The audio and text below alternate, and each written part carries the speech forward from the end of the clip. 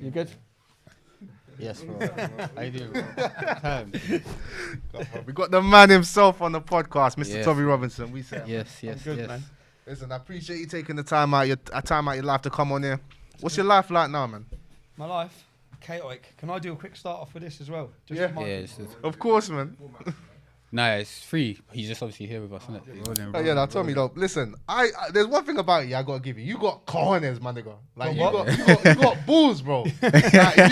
like you stand up like. I think loads of young men should look up to you in the sense of like you stand up for what you believe, in, like, yeah. You've been mistreated by the government. You've been put in jail. You've been lied about. You've gone through hell. I'll really put like even I saw that video of when you were reunited with your family when you came out of jail, bruv, yeah. and that touched me. Honestly, on man to man, like that. Seriously, it touched me.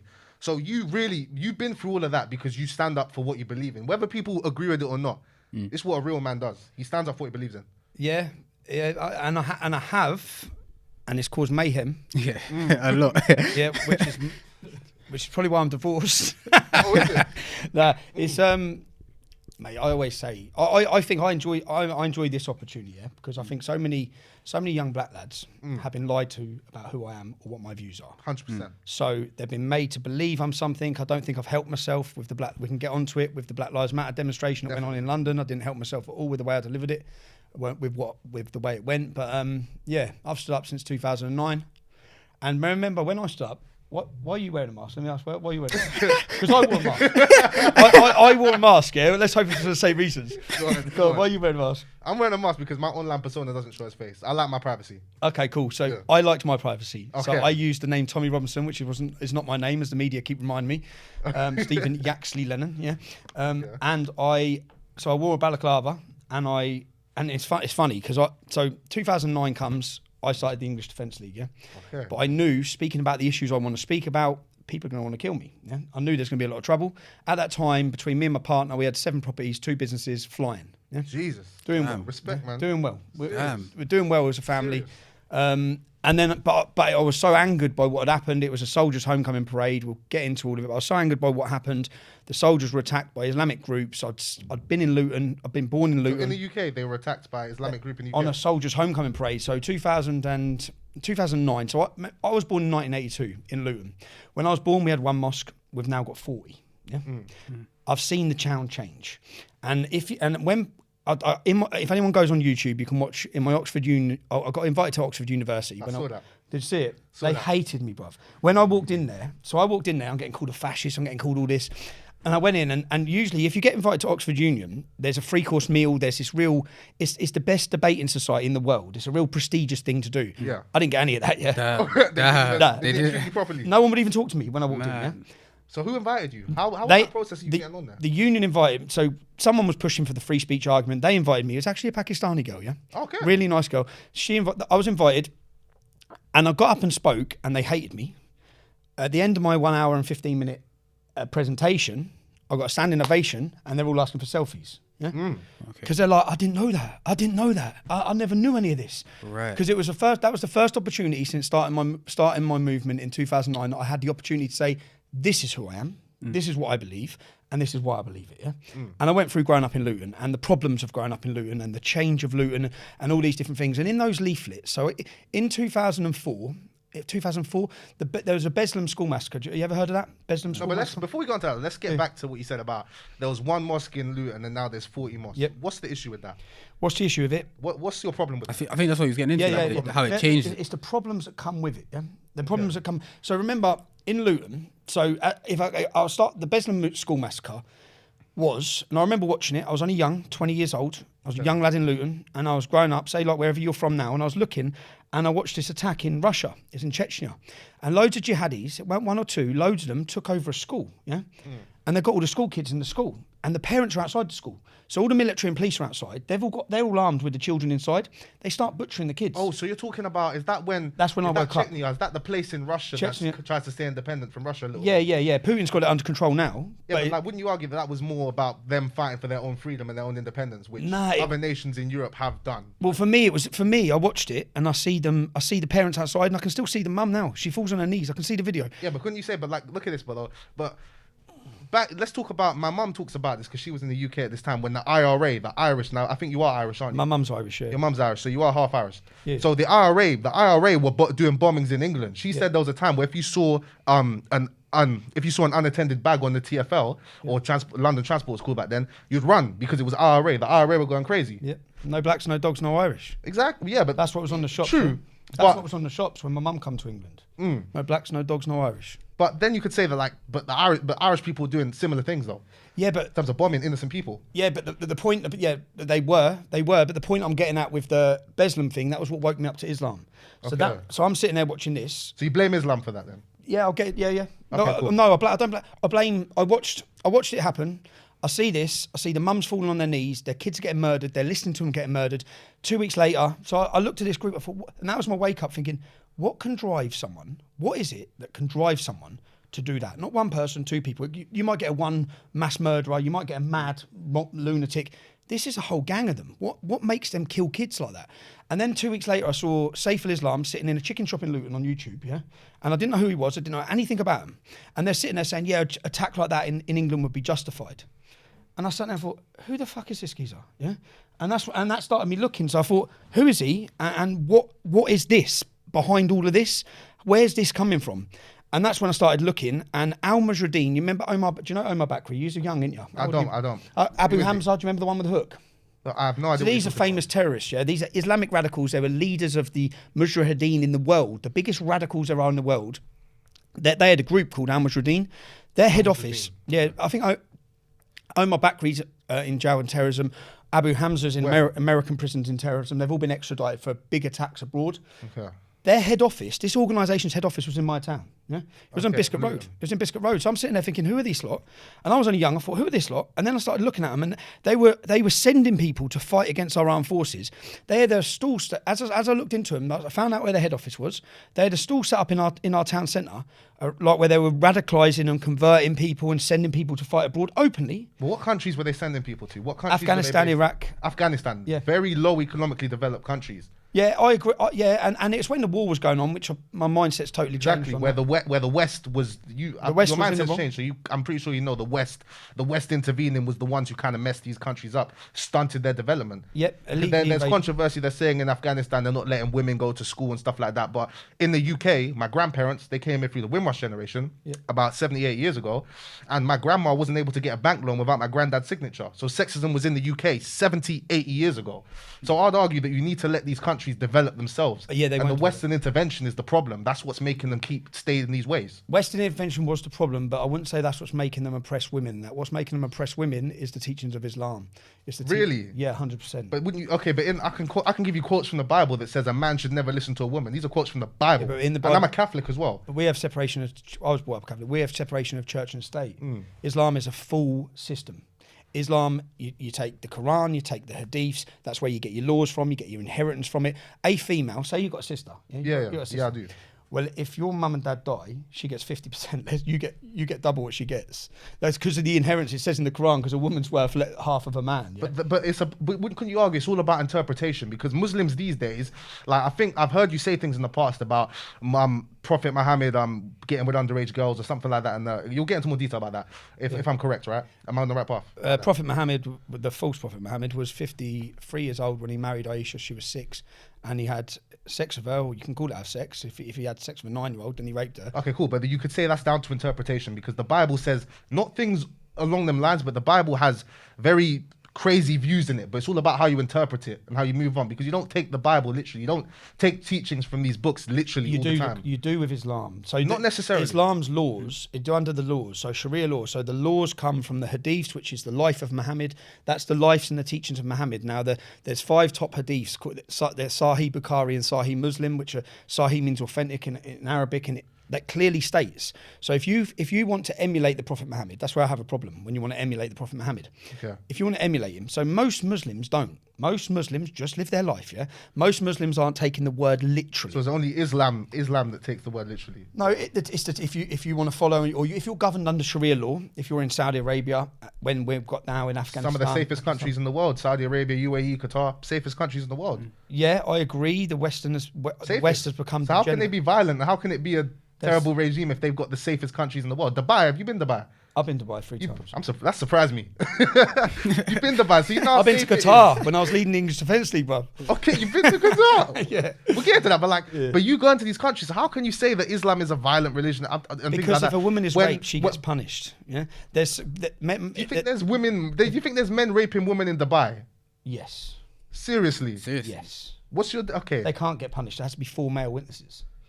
That's the rules, yeah. It's like homosexuality. It's like they get executed. Okay, but look at it like this. We'll even talk about. We'll get into this later. Apostasy. If you leave Islam, you get killed. But let's talk about this. So, they are safe, and people stay in line, but that's because they're terrified. You could argue as well, like the girl, because not a lot of the laws in the UAE are enforced. They allow prostitution and things like that and tourism. Like, I know from experience, but let's say this as well. I'm gonna skip. What part of experience do you know about prostitution? Where were you shagging prostitutes? In Dubai. In Dubai.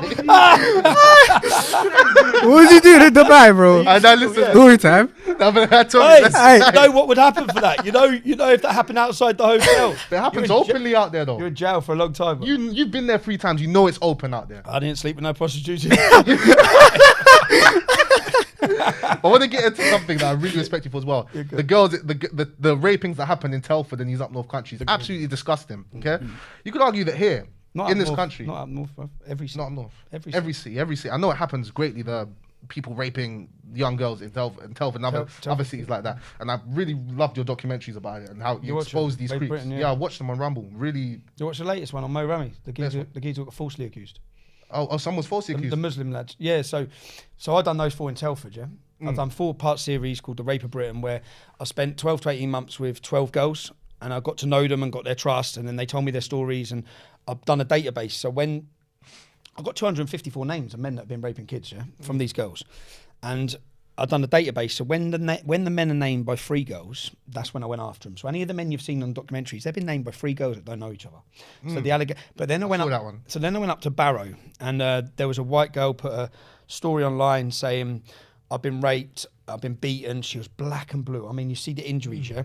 She got arrested by the police and she got remanded. So there was there was thousands out. So everyone was like, cover up, because you'd think it's a cover up because of what's gone on. I went up to Barrow. I've just done a documentary on it called The Phantom Rape Gang. So I went up to Barrow. I spent a week there. I got talking to everyone, trying to find out what's gone on. And I found out very early on that the girl couldn't be trusted in what she was saying because she'd falsely accused previously other men of rape.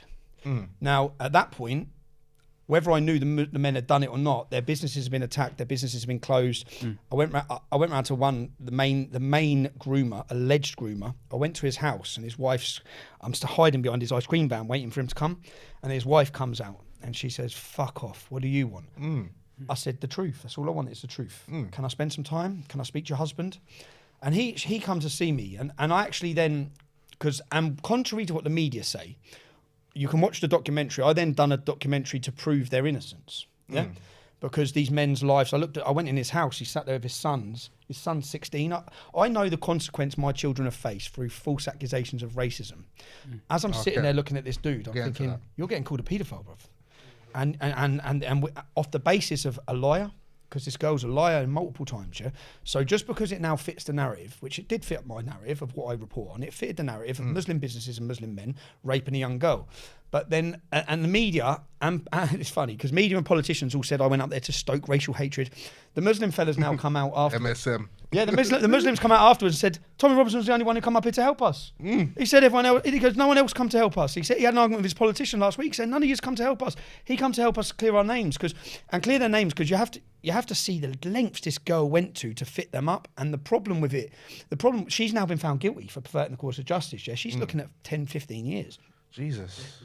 She fucked these men's lives. You've got to hear what she done. Do you know what she done? This is the most insane story.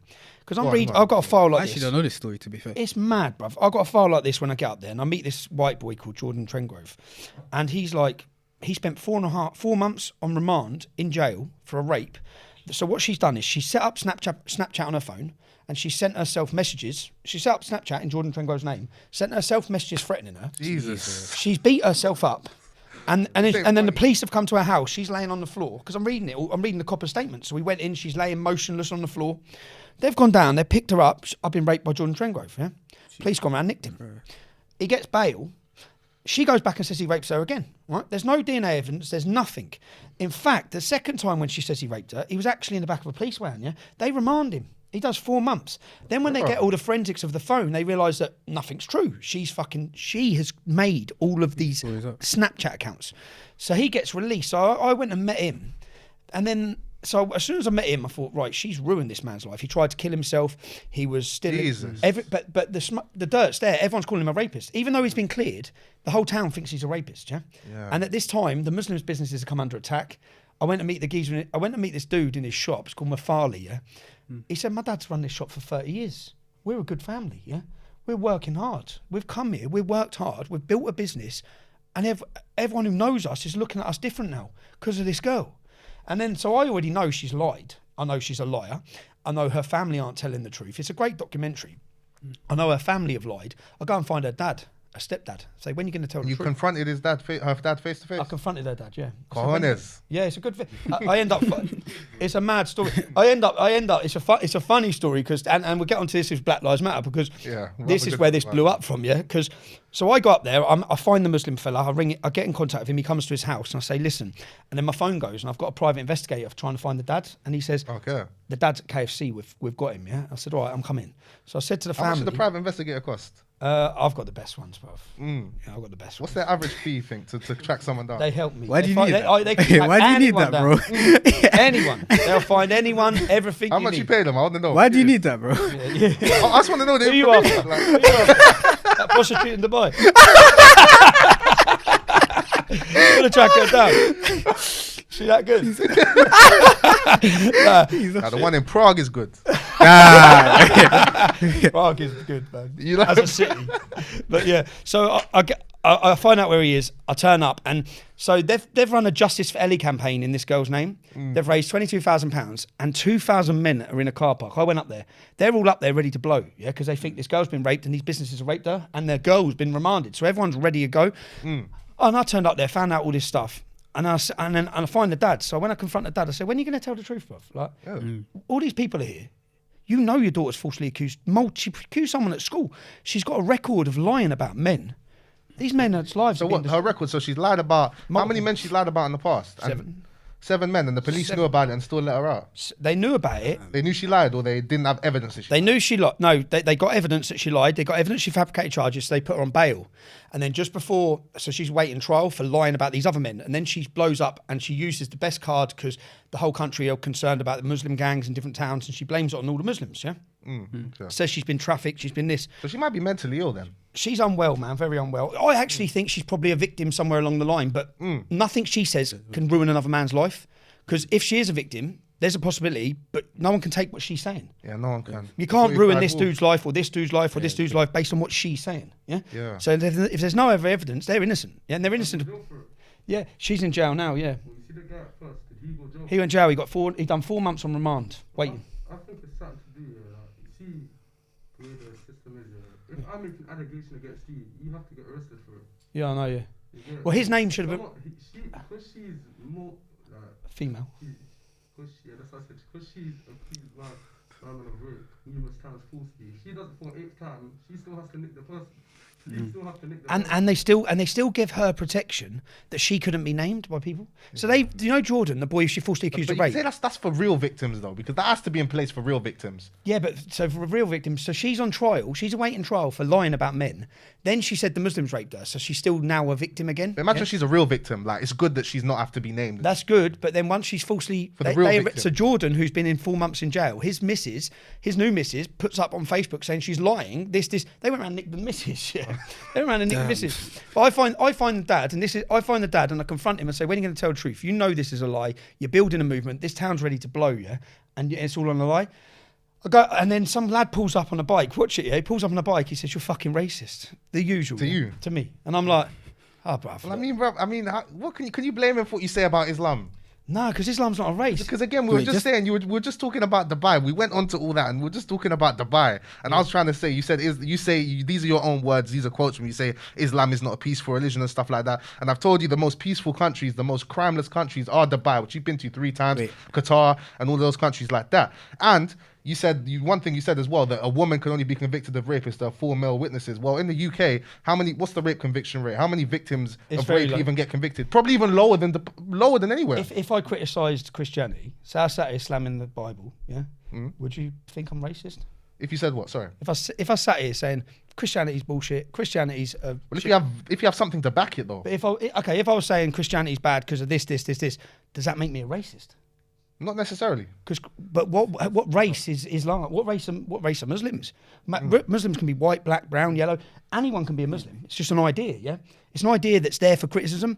We have freedom. We should be able to mock any religion. We should be able to look at a book and say, if I want to look at the Quran and say whatever I want, I'm free to, yeah? That doesn't mean I hate Muslims. I separate Muslims from Islam. Muslims are people. If I was hating on those people, that's bad. But people could say that because you did found the EDL, and I don't necessarily think you're racist yourself, okay?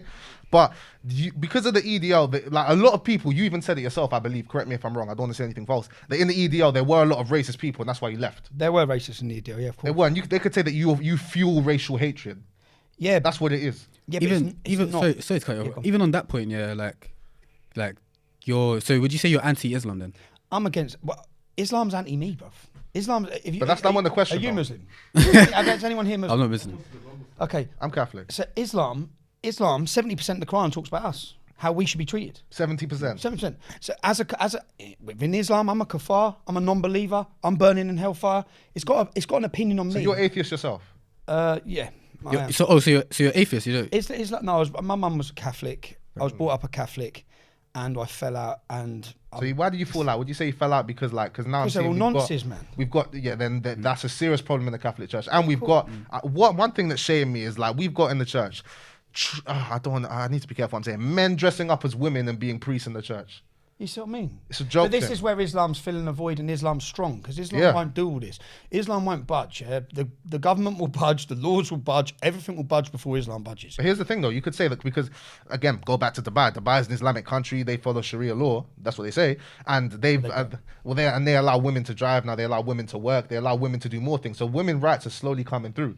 Yeah, but that's not based on Islam. That's actually against Islam. So say now in Saudi Arabia... But that means they don't follow it to the, like, No, that they means don't. they'll eventually, No, like... they don't, which means that country's sound, and it means certain parts of it are sound. Most Muslims are sound. I'm talking about Islam. I'm talking about if you follow the teachings of the word of Muhammad, there's a problem. Yeah? Okay. So that's what I'm talking about. Even cool. to go back to that, yeah, to go back to the story you just told about the false allegation, yeah. How come, like, as an anti-Islam, like, how come you actually stood up for? Because again, I don't hate Muslims, man. So I'm born in Luton Town, yeah? Some of the best people I met growing up in my life are Muslim lads, yeah? Some of the people I love are Muslim lads, yeah? I don't hate them. I said, you could sit down, I could be an atheist, you could be a Christian, I could say, I hate your religion. It don't mean I hate you. No, but I don't think you hate me, but I think that you're fueling hatred. That's maybe why we'll get into how you've been banned on Twitter. Yeah. Like, that's probably why, because you're fueling the hatred. So again, if anyone follows what I say, yeah? So when I started the English Defence League, at every single demonstration, non-white people spoke. At every demonstration, I made sure of it, yeah? Okay. To send the message. I don't know if you've seen where we burnt the Swass flag? Because people don't realise this stuff of what's The gone. Nazi flag? Yeah. I don't know if I can say that. I'll probably cut Okay, it out. well, we got 10 black lads, 10 white lads. We set fire to the Nazi flag in Luton. We called it on with the National Front. We made our point very clear on where we are and what we stand on, on the issues we stand on. I'd say it's more the far left that think you're a Nazi. Most people know They you're don't not think a I'm a Nazi. They know I'm not as well. Yeah, But they know I'm not. They just like it's just a way of not having a debate. It's like, yeah, you're racist, and that's it. Then they win, or you get silenced and you get shut up. So and even so, say Lee Rigby gets murdered. Yeah, Lee Rigby gets his beheaded in London. My first demonstration that week, we had 10,000 people in Newcastle. In my speech, I said, if you attack a mosque, you're a fucking moron. You're a scumbag. Great. Yeah. Mm-hmm. You abuse a Muslim woman, you're a fucking arsehole. Yeah. Any woman. There are 600 Muslims serving in the British Armed Forces who are doing a hell of a lot more for this country than I am. 600? Yeah? There was at that time. I Yeah? thought there'd be more than that. No, there's not. This is where the problem comes. So when we're talking about problem, 600 are in the British Armed Forces, 2,000 went to fight for ISIS. Yeah? There's a problem. Okay? There's a problem. And Okay, Tommy, there's 20,000 on a terror watch list. Go on. 3,000 are monitored 7 days, monitored 24 hours a day, 7 days a week at the cost of £9 billion. There is a problem, and to be able to talk about that problem, we can't worry about people's feelings getting hurt. 100%. I agree with that. If you want to talk about That's all the grooming, you feeling. want to talk about rape, you want to talk about all these things, we've got to get to the bottom of it. And if it's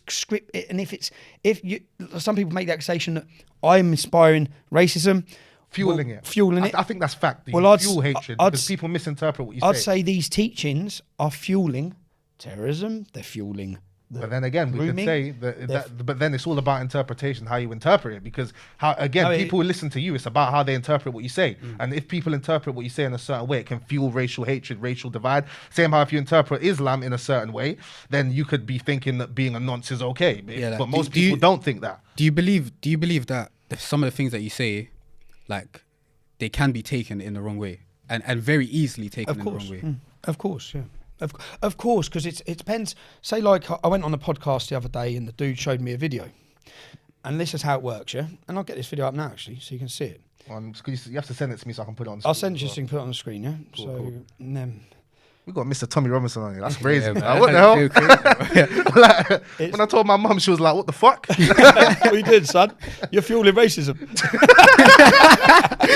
My mum's actually awake. You know, she's aware. She don't think you're racist. So you see, I'm not, man. You see this video, yeah? So in this video, we'll add it on. Oh, Rebel, I love these lot. You know. So I've come to Manchester. And I've started to scratch beneath the surface to find out what problems. Oh shit. Oh no. Oh jeez. Let me show you where they cut To this. Manchester after the terrorist attack last night, and I've started to scratch beneath the surface to find out what problems there are in this city. And I've ended up here, outside this mosque. There's a history of extremism with this mosque. Now, where I'm standing now, within a stone's throw, a 2-mile radius of where I'm standing now, there's been 16 men who have died or been in prison for fighting for ISIS. 16, just in a 2-mile radius. That's the context, what I'm talking about. Just this city, out of one city across the UK. When you start going into the history and the problems embedded in this area, we've seen a terrorist in 2003 called Burgos. Burgos stabbed a police officer, murdered a police officer in a counter-terrorism raid. I was in jail with him in 2012. He's in control of the prison. He's the main man. So all the people thinking there's a solution to send these men into prison, into normal prisons with car thieves or house burglars, they're running the joint. They're in there living a complete halal life, recruiting and radicalising more and more people. It's not solving our problem. We've seen Andy Burnham, who's the MP for this area. Andy Burnham is on record Recruiting and radicalising In jail, yeah. But what? So a lot of people convert in jail peacefully. In a minute, I stand there and say, so because there's 16 men have died in 2 miles. So I say, so in these houses were enemy combatants, yeah? They're at war with us. They're all fighting for ISIS. They're killing. In prison, in the jail. No, this is in Manchester because they've just blown up the Ariana Grande concert. I remember So that. 22 kids have just been blown up.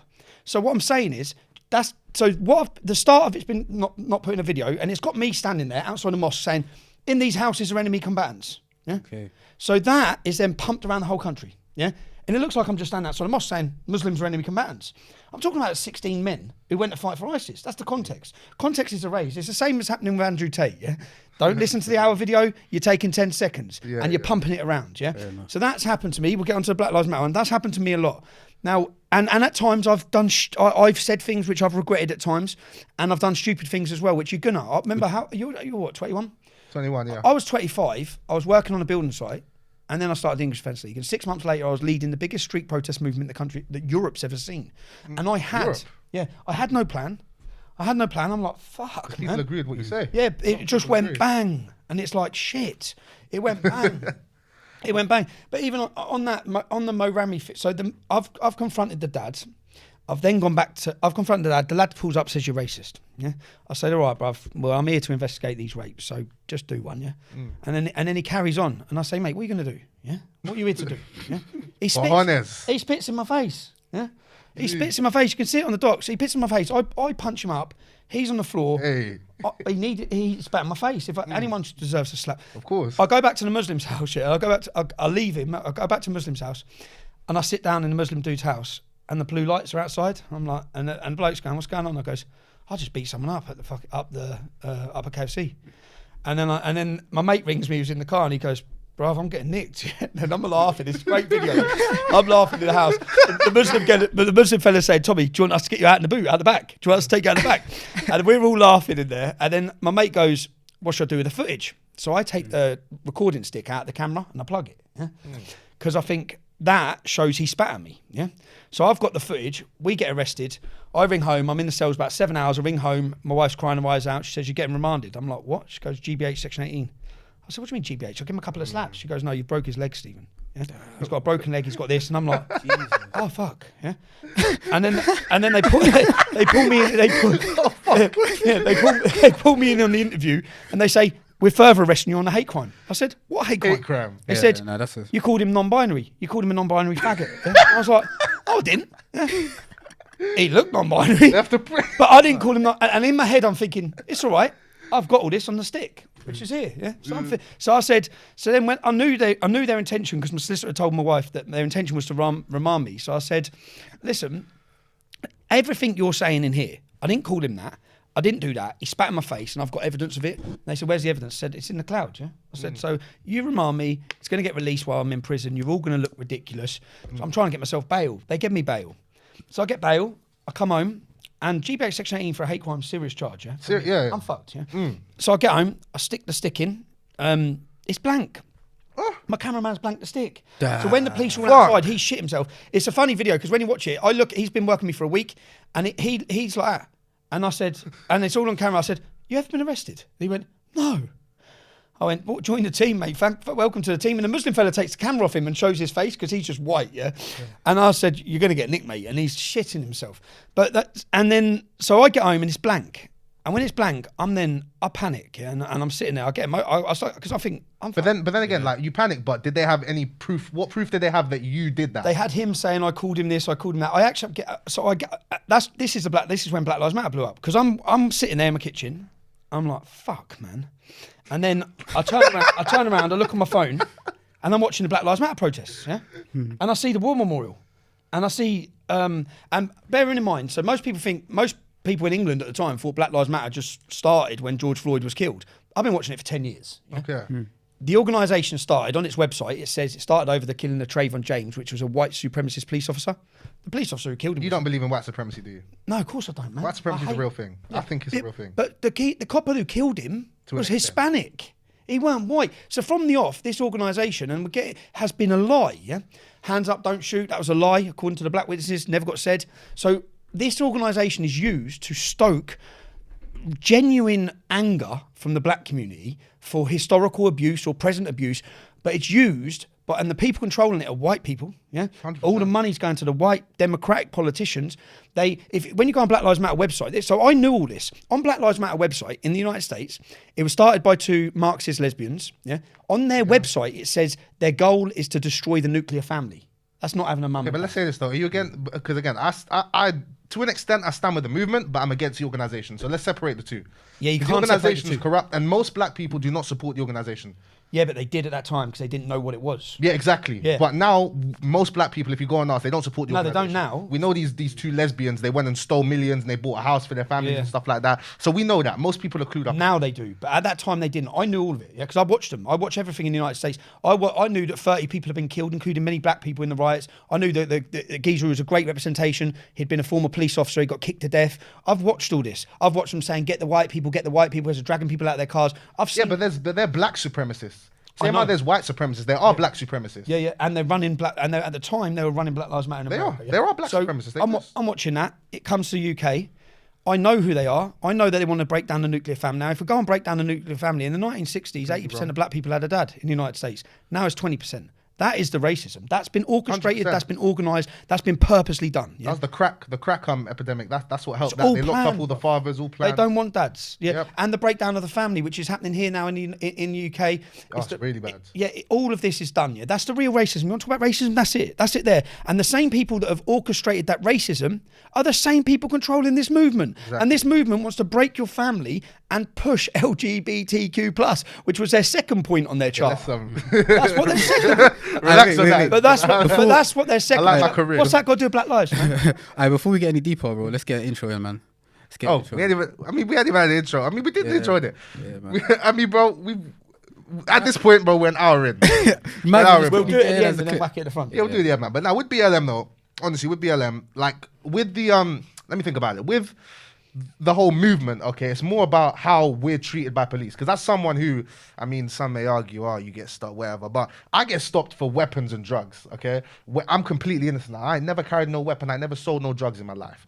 So I think the movement's more to support that. Like when police treat you in a certain way and police do certain things. Because even with the recent killing of Tyrone by the 5 black officers, some people are arguing that it's white It's white supremacy. What the fuck is They're going saying on? it's white supremacy, but let me Do you want me to tell you hear what me they've out. done? Because it was defund the police, they lowered the category of the police officers that you Yeah, can yeah, recruit. they did. They went and recruited anyone, yeah? Got a criminal record and you sold drugs. I doubt you can be a police officer. Let's keep it real. Yeah, maybe right. Come on, But now, okay, so let's look at the United States, yeah? Let's look at the United States. 96% of black people are murdered by black people, yeah? Yeah. 14,000 gun killings. But before- 7,000. I'm sorry to cut you off, but before you get into that, 'cause I know you're going to go into that about how black on black crime, stuff like that. But before that, Black Lives Matter, not the organization, the movement is to say the police are meant to be protecting us. They should not be killing us. That's the whole point. What So if the happens when- police what happens kill when you someone, defund that's the why police? there's more outrage, because you like a lot of people who like people on your side of Twitter. I'll say I won't say I don't like to call you far right, 'cause I don't think that's the right term, but far right Twitter I'll say for so people to know this. People always say, this black guy murdered this black guy. You don't talk about that, but you talk about when a white officer murders. These are the fucking police. Why are the police murdering us?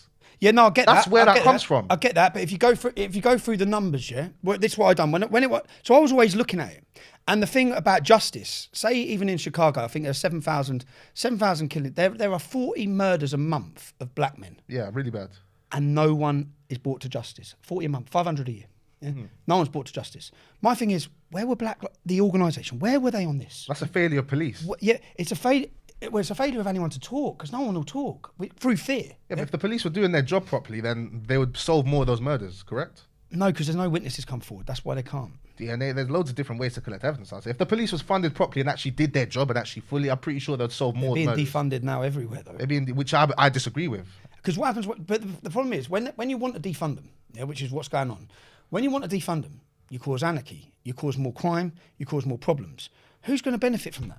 Who's actually at the end of the consequence from it? It's black people. The government have You know, like when benefited all these from it. shops got looted, it's black people's shops, it's Hispanic shops. And you know those shops, a lot of them were bought up by the big corporations and the banks. They just looted entire cities, looted entire areas, and cleaned them up. And the expansion of the banks in those cities, well, it was literally like a roadmap. You could literally plan it if it was an investment opportunity. But this is a small amount. This is not a lot of black people. This is a small amount of people who are doing this. Like the majority of black people majority of black people are clued up and they see through this bullshit. Yeah. This is but people who have been brainwashed by the MSM. I'm on about what? Yeah. So why I went on my rant? Yeah. This is why I went on my rant. So I'm sitting there. I'm thinking I'm fucked. I'm upset. Yeah. And remember at this time I had no social media. I was on Russian social media. VK. Shout out my Russians. VK in Russia. Yeah. Right. Don't believe Ukraine. It's all bullshit. But I was sitting. I was sitting on my Russian. I was sitting on Russian social media, and then I saw the Commonwealth War Memorial was defaced and attacked. Yeah. At a Black Lives Matter demonstration. Churchill statue was smashed up and attacked, graffitied everywhere. Now, so I got angry. Yeah. I got angry, and I knew that the people who are, so they're taking these leftists, George Soros funded. That's all of this was created by George Soros. Okay. Very genius name because it's basically rebranding of Antifa, but calling it Black Lives Matter. Putting the word black in it has resulted in, if you counter it or you talk against it, many black people are getting upset because they think you're talking against them. Yeah, That's social media though. Social media is not a real place. But the organisation, talk to real black people who are sitting here. But when I done my video, say different. When I done my video, bruv, it went wild, man. And I done my video. I didn't say anything up against black people. I said, right. I said, and the reason why I was upset is because I know the black community are being used. I know they're 100%. totally being used by these leftists. These leftists want a revolution. Yeah, they're Marxists. They want a revolution. They want to bring down the system. How to bring down the system? Get rid of the police. Total anarchy. Total anarchy is what they want. Yeah, that's what they want, and they want it in all the communities. And they can't do it on their own. But here's the thing though. So they whip up the blacks. When you say what they're trying to do about bring down the system, I think capitalism now, as we're seeing in the UK, capitalism is failing as a whole. We're seeing just the rich, like capitalism was always a game. The rich were always going to get too rich and then there's nothing left for the others. I think capitalism as a system is failing. So where do we go from here? What do you think? Well, communism doesn't work. Communism, of course, don't work. But socialism, what do you think of that? I think socialism sounds good. It sounded better to me. In what way? What part of socialism? Socialism in the sense where you get what you work for, in a sense. That's capitalism. Not capitalism. You work but like, hard, you do well. Where people aren't, it's hard to describe because I heard a streamer talk about it. But socialism, the idea of socialism sounds good as a whole. The idea of it. Everyone's equal. Everyone, not in that sense, but Because in their socialist, Where the rich- what they say is where no one's rich, everyone gets paid the same. In capitalism, people are getting poorer and poorer. Yeah, but under communism. Okay, how about like in socialism where it's like the NHS is going to shit. The NHS is soon going to be a pay. Like I've got private health insurance. Yeah, but for you know me why and the my NHS family has gone to shit? Because the Tories have made sure it's gone to shit. Because they maybe, I don't know. Because they want to privatise it. Yeah, because they want to. They want to 'Cause of privatise capitalism. They want to no, because they're all in their little gentleman's club, and it's all them that are going to benefit the toffs of our country who don't even like us, none of them. Yeah? But if capitalism wasn't there, then healthcare would be free. Make everything free, such as water, like running water in your house being free. I'm talking that type of socialism where you haven't got to. If you want to go the extra mile and work hard, you can have more benefits. But we have the national health system, but we bring in a city the size of Manchester every year in immigration. Let's get into that. That's legal immigration. We bring in a city the size of Manchester every year. So if you can't afford a house, you can't get a doctor's appointment, you can't get that. That's legal migration is 400,000. Forget the hotels. It's costing us £5 million a day, yeah, to house migrants who have come from safe countries like Albania. 50% of them. There's no war in Albania. I don't blame them. Yeah, my mum come here as an Irish immigrant. Yeah, Yeah. She come here to prosper, to do better. So I don't blame them. Yeah. I would, if I could go to, if you're sitting in a cave in Afghanistan now having a shit time, yeah, and your cousin's in a fucking 5-star hotel in England getting 3 meals a day having a great time, you're going to try and come, yeah? I'd try and come. It's just not, it's common sense. It's what you do, especially to benefit yourself. 100%. But they've come through 16 safe countries. They're not refugees. They're not at all. They're not. They're economic it's migrants. a failure of the border there. And Shouldn't be coming there. and If it's you a- touch France, you're safe in France. You're safe. You're safe. You're more than safe in You're France. safe in many countries before that, but I don't blame them. But they become economic migrants. So why are we housing them? Why are we benefiting them? Why are that's why the NHS is under strain. That's why the housing market prices are going through. That's why rent's so much. That's why all of these problems. If we had a safe, when Donald Trump secured the border, Yeah, built the wall. built the wall, yeah. Black unemployment was the lowest it's ever been. Yep. Yeah. I love Trump. You love Trump. Yeah, I love Trump. Yeah. The drugs, the biggest victims of drugs or the biggest addictions to drugs are young black males. Now they're bringing all the drugs again through the southern border. So a lot of these problems, and again, it's all the Democrats who want the black community poor, in poverty, reliant on the state. But focus on the UK though. Yeah. Like focus on UK. They want it here as well. Yeah, so They focus on wanna UK hear as though, like with this immigration crisis as well. Don't you think that it's a more failure of the government? Because it is a border failure letting unchecked immigrants come in who are dangerous. I'm seeing a video of like an immigrant touching himself on the train in front of a woman. I think that was in France, and I saw one in England as well. Really disgusting. That you could say that's a problem, but I'd argue it's more government failure, because if the government took these migrants who are like, most of them are young working age men, because there are loads of jobs in the economy, there are loads of jobs out there. If these guys could work, you could integrate these guys to make them work jobs and contribute to the economy and build it up like that, and had incentivize these guys to work. And there's more tax money in the country. If there was more tax as a result, and then our GDP would go up and stuff like that, essentially, because I study economics, so I look at it from the economic perspective. I don't see where it would go wrong, apart from just the government failure in that sense. So when migrants come in and they can't speak English, and they're not educated, we're going to just stick them in what jobs? They can do any labour jobs. Any labour jobs. So Labour jobs, and labour jobs are in demand right now. and say just look at one migrant. Let's look at one from last week. Yeah? Go on. A Afghani who killed 2 people in Serbia with a machine gun. Yeah, he shot 2 other Afghanis dead. He then done an armed robbery in another country, and he landed here. He said he was 14. He went to school for 2 years. Yeah, with our daughters. Yeah? He was 18 at the time, and he'd murdered people. Yeah, he's gone and killed a Royal Marine. Yeah, he's just been done for it last week. He stabbed a Royal Marine to death. That's one case. Now, our government's job, right, is not to save the world. Our government's job, first and foremost, is to protect the British public. Citizens, yeah, 100%. That's their job. 100%. That's your job. So that's government failure then. But they're failing at every point. Because you've got all these tree huggers and clowns who are saying, just let everyone in. Yeah, they're well, just- no, it's our kids, it's our towns, it's our security, it's our stability. You're messing it up. Look what's going on Ireland at the minute. The rapes go through the roof. There's so Yeah, many. I'm seeing Ireland in your country. I'm seeing what's happening. The Irish people, you guys are showing much more resistance though. Ireland this summer will go. I'll be surprised if it takes till summer. I guarantee you it goes off massively. You Massively. guys ain't having it. My men are being raped. That's it. Fucking hell. Migrants, grabbed a bloke and raped him in the street. Jesus Christ. Women are being... But the thing is, it's like, look, if that happens once, if even the Paris attacks, when the Paris attacks went on the Black Theatre, 2 or 3 of them were refugees. Even Salman Abedi, who blew up the Manchester Arena, he could recite the Quran without looking at it, yeah? Okay. He knew it inside out. His dad come here as part of the Libyan Libyan Front movement, which was a terrorist organisation. We brought his dad in, who was a terrorist. But that's because our government policy for many of the times has been to help radical Islamic extremists. Which it shouldn't be. But it has been because they've been benefiting them in our world policy, which was to invade this country, invade that country. Okay. Most of the we wanted the Taliban. We created the Taliban in order to fight against the Russians, just like we were on the side of ISIS in Syria against Assad, which they wanted to overthrow Assad. Just like they got rid of Gaddafi, just like they got rid of. It's all for oil. What's happening now in Syria? Do you know what's happening in Ukraine? Because they want it from the Black Sea. They want to get Crimea back. They just want. It's for the oil pipelines. It's for the Russia. It's just all it's for. You could argue that that's of national interest though, because again, the whole world, what the whole world fights for is the world has limited resources. So as a country, we do need to fight to get more resources. We're not getting the resources. It's not helping us, bro. They put all. It's not helping us. It's helping them. Exactly, because of capitalism, which is the failure. But if the country as a whole was socialist, I'm just playing devil's advocate. I don't believe that fully.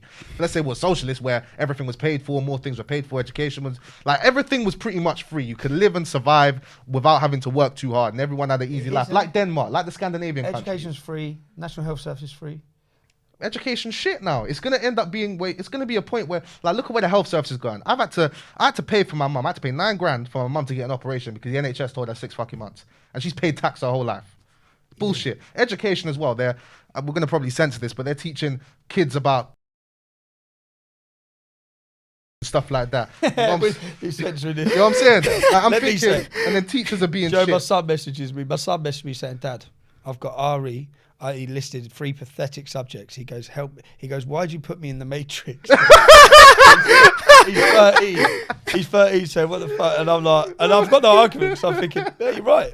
You're right. What are you doing there? But I think you'd be better off homeschooling him, man, if you really think about it, or sending him to private school. Yeah, you got to be able to afford to send him to private school now. Just a bit off topic, yeah. Obviously we came in a cab, and the cab driver was Muslim, and he made a point. He was like, "Come in an Uber or a cab?" Uber, sorry, Uber, yeah. Shouldn't use Uber, man. Why is that? What's wrong with Uber before you go? What's wrong with Uber? Because they're Muslim drivers. No, all right. Black cab got 200-year history in the capital city. Yeah, it's like the 5th emergency service. Okay, it's the last English working class trade of London. Yeah, it's a skill. It's a 4-year skill.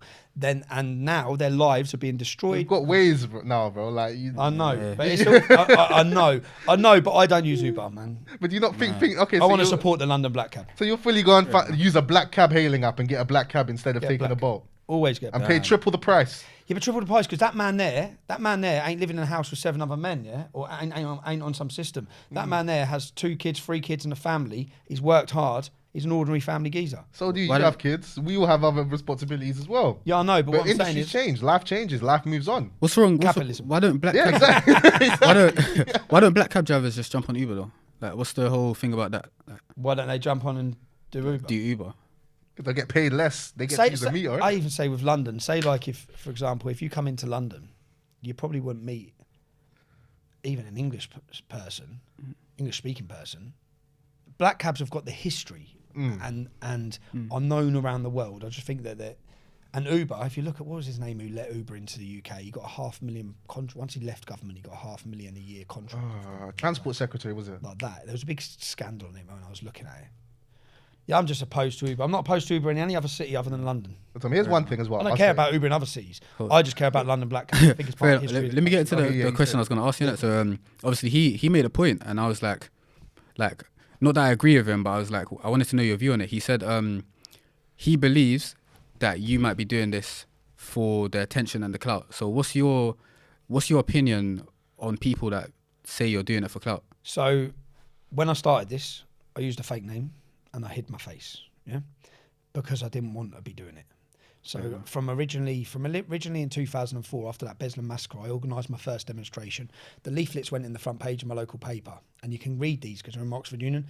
What they said is, whites and blacks are being racially and religiously targeted in this town. My issue in the town was that Pakistani Muslims, Muslim community, are taking the piss. Yeah, they're not just taking the piss. The funding goes their way. They've got a state-of-the-art park for £330,000. Our park's from the 1960s. Yeah, everything's gone this way. Yeah, and even I was digging up racist murders today. Yeah, looking at racist murders in the UK. I said, like, have you ever heard of Chris Donald? No. Chris Donald was 15. I had some Black Panther guy on some podcast the other day, and he said blacks can't be racist. Do you believe blacks can be racist? Absolutely. I already told you black supremacists exist. He just did not. He said no, blacks can't be racist. Okay, let's look at Chris Donaldson. Yeah, Chris Donald. Chris Donald was kidnapped 15 years old. This was where it gets weird. 15 years old. He was kidnapped. They drove him around the car. They cut his penis off. They fed it to him. Yeah. They cut his penis off, bro. Okay, that's not funny. They stabbed him 11 times. They set him. What the fuck? They set him Are on you serious? I'm serious. They set him on fire while he was alive. Yeah, it didn't even make the front page. It didn't make any newspapers. What the fuck? A white man? Only a white man. 15, By Muslims? By Pakistanis. Yeah, 15 years old. That's not funny at all. Sorry. It's the first racially motivated conviction of murder in Scotland. Yeah, no one even knows his name. Yeah, so when you go through everyone I went through, Gavin Hopley and Oldham, 8 of them beat him to death. Right, the comments are all about him being white. They didn't get. No one got charged with manslaughter or murder. They all got done for violent disorder. So it's unsolved. No, they got done for violent disorder. It's like, well, he's dead. Yeah, so what how the have you fuck? charged him? No one got charged. Christopher Yates, London, just around the corner. They beat him to death, 3 of them with bits of wood, and then afterwards they went and bragged to their mates, "We just killed a white boy." Yeah, That's ridiculous. Ross Parker, Peterborough, they chased him down the road, shouting Bin Laden while stabbing a knife off in his head. Damn. Now these cases, no one's even heard of them. Exactly. No one even knows who they Fucked are. up. Yeah? To be fair. No one even knows who they are. fucked But up, these are man. all racist murders, not by blacks, by Pakistanis and by Muslims. It's exactly what I witnessed in my hometown. I see racist attacks against blacks. I see racist attacks against whites. Yeah? This was growing up in the town. And in my town, the Muslim community was a total Pakistani community. Yeah. And there was something very hostile and something very aggressive and something very different. Yeah. In Luton, whites and blacks were like that. If there was a clash, it was always whites and blacks against Pakistanis. Come on, gang. Yeah. That's all it was. When we were that's all it was. Even in a nightclub, if it goes off in the nightclub, it's the whites and everyone just took the side. If it goes off, there was nightclub riots in Luton with 200-man brawls. It was all on the news, and it's just straight away it's whites and blacks, and it's and everyone's against Pakistanis, and they used to go out in mobs and gangs, and that's how I grew up seeing the town. And It's still here though, like it's all around England, like yeah. racial divides happen. In London, like who we like, not even gonna say, but you know what I'm saying? We're But I don't see the racial divides of whites against blacks. I don't see that. We never saw that. whites against blacks. No, I've never seen it. So then what's the difference here? So Okay, all right. I It's, see what you're it's saying. Muslims. I see where you're going, yeah. And that's what I said. What's the difference here? Because we've never seen that. I said there is no racism. There is no white supremacy in Luton. But can you say it's more because of different cultures? Because back in like those times, there wasn't as many like Muslim black people here. I'd say it was more like Windrush people, like people from the Caribbean, where we were colonized by England, so we were more English. My granddad knew God Save the Queen. It was brought up in bloody Carriacou, Grenada, if you know where that is. So couldn't you say it's more that cultural differences? So No. and you're more to stick with your culture. We could relate to you more because we were colonized by you. Couldn't you say it's more that? I'd say it's the brotherhood of Islam. So I'll tell you what it was. When I went to jail 2010, 2011, I'd done 22 weeks in solitary confinement. And Jesus, 22 I weeks. was dead, bruv. Jesus. Down the block, yeah. Why? Why just they did put you it? in there? No, Yeah. I legally entered America. Oh, illegally entered America. That's why. I went to America in 2010. I got arrested at Which state? JFK. I got arrested at JFK Airport. Oh wow. I got arrested at JFK Airport. So we were on the plane and we're talking to air hostesses and we're saying, yeah, we're doing this group called the English Defence League. Yeah, the government fucking hate us. We're causing mayhem. We're all having a laugh. You at like that. drinking on a plane? Yeah, we're all on the we pull up. The door goes up and there's police standing with machine guns. I looked at her. I said, "Told you." And then I was like, "Come here." And then I got detained and I got deported. So the next year, They fully deported you, like fully from the USA. Mexico deported me this year. Well, I went on holiday with my kids. I got detained. Mexico deported you. They arrested me. They said I'm a threat to national security and put me in detention. Oh my center. God. Listen, I've got another question for you as In well. front of your With kids. my kids, I went on So- I was just there on a 2-week holiday to the Cancun. I got nicked. Damn. I got another question for you though as Stop well. again in America. Like with your like as well, like because Andrew Tate as well, he's gone through this as well, where they filed AFOs. Myself as well included for What's allegations, account freezing orders.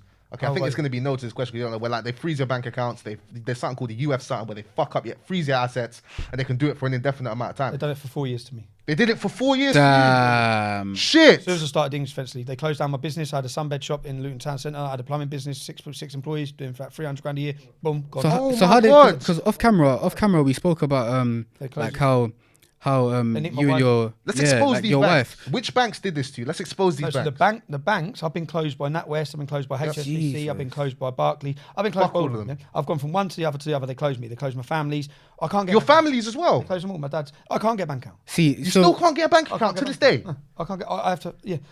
So I was about to say off camera we spoke about how like this has affected your affected your relationship with your missus, which is currently your ex-partner now, and how it's affected your kids as well. So let's go more into that. Like, so I started the English Defence League 2009. Yeah, we started holding demonstrations talking about issues of rape against kids that.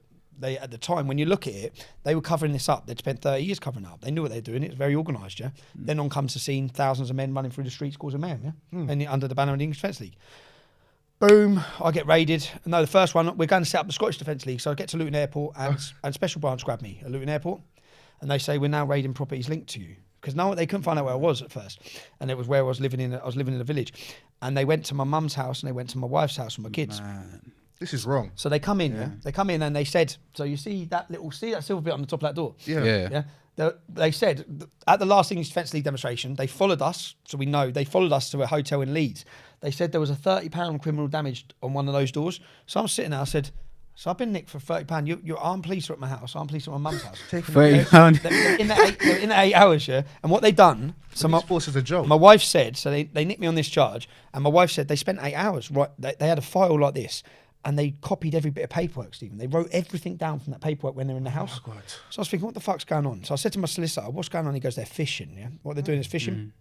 So this has gone on. We're in there. I get released, and I actually put a complaint in, which you can watch this on YouTube. Put in Tommy Robinson York. You'll see a speech I gave in York about the police. Link in the description on this clip. Yeah, where I actually copy in all. So the police found that the police IPP, is it Independent Police Complaints? IPCC. They found that the police fell below their duty. I made 6 allegations. When they bailed me, I was due to. We had a demonstration in Bradford like in a month, and they bailed me to the same time as the demonstration.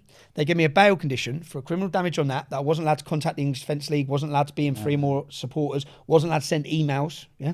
So I got all these conditions. I said, what's this got to do with that? Yeah. So I was on bail, but they managed to stop me going to we were going to start the Scottish Defence League, so I missed that. They blocked the next SDL. Yeah, SDL. Yeah, they blocked the next demonstration. About 6 weeks later, 8 weeks later, boom, door goes in. Yeah. So I've come run downstairs. What's going on? They said, and the copper said, "Sorry, Stephen." Yeah, sorry, Stephen. This Luton police, they know me. I said, "Don't worry, man. You're just doing." I goes, "What's going on? What am I getting nicked for?" And they goes, "We're arresting your wife as well." Oh my God. And I've said, "What are you arresting my wife for, bruv?" Like, he goes, "You're all being arrested on money laundering." Oh my God, that hits too close to home. It's at this point that they froze all our assets, yeah? Yeah. Oh my God. Bearing in mind, I was earning good, yeah? So I was probably living off at least £1,500 a week, yeah? I was living in a nice house, I had nice cars, I was living a good life. And then boom, they put me on a £250 a week order. All I was allowed to spend was £250 by a court order. And if I spent more than that, and I had to go into my bank, which was my bank account, in which they froze all my money. I had money in the account. I had to go in each week to get my £250. Joke thing. They closed my business. They closed my businesses. They come in to seize the computers and just took the computers for the sunbed shop, and then we couldn't run the shop. So did your wife like agree with your views on? No, my wife just wants to be a mum. Right. My wife isn't political. I wasn't political until I started this. I wasn't political. Oh, I didn't give a shit. Like most people, who cares about politics? Who cares? That's another world. It was affecting you, wasn't it? Yeah, you're not rich enough or not poor enough to care. Exactly. Yeah? I don't care. But you could argue that because you're a business owner and I'm not sure about your situation now, but you're wealthy. Like politics in the local area would affect your business in a way. Yeah, but I wasn't bothered. I didn't care. Do you know what I mean?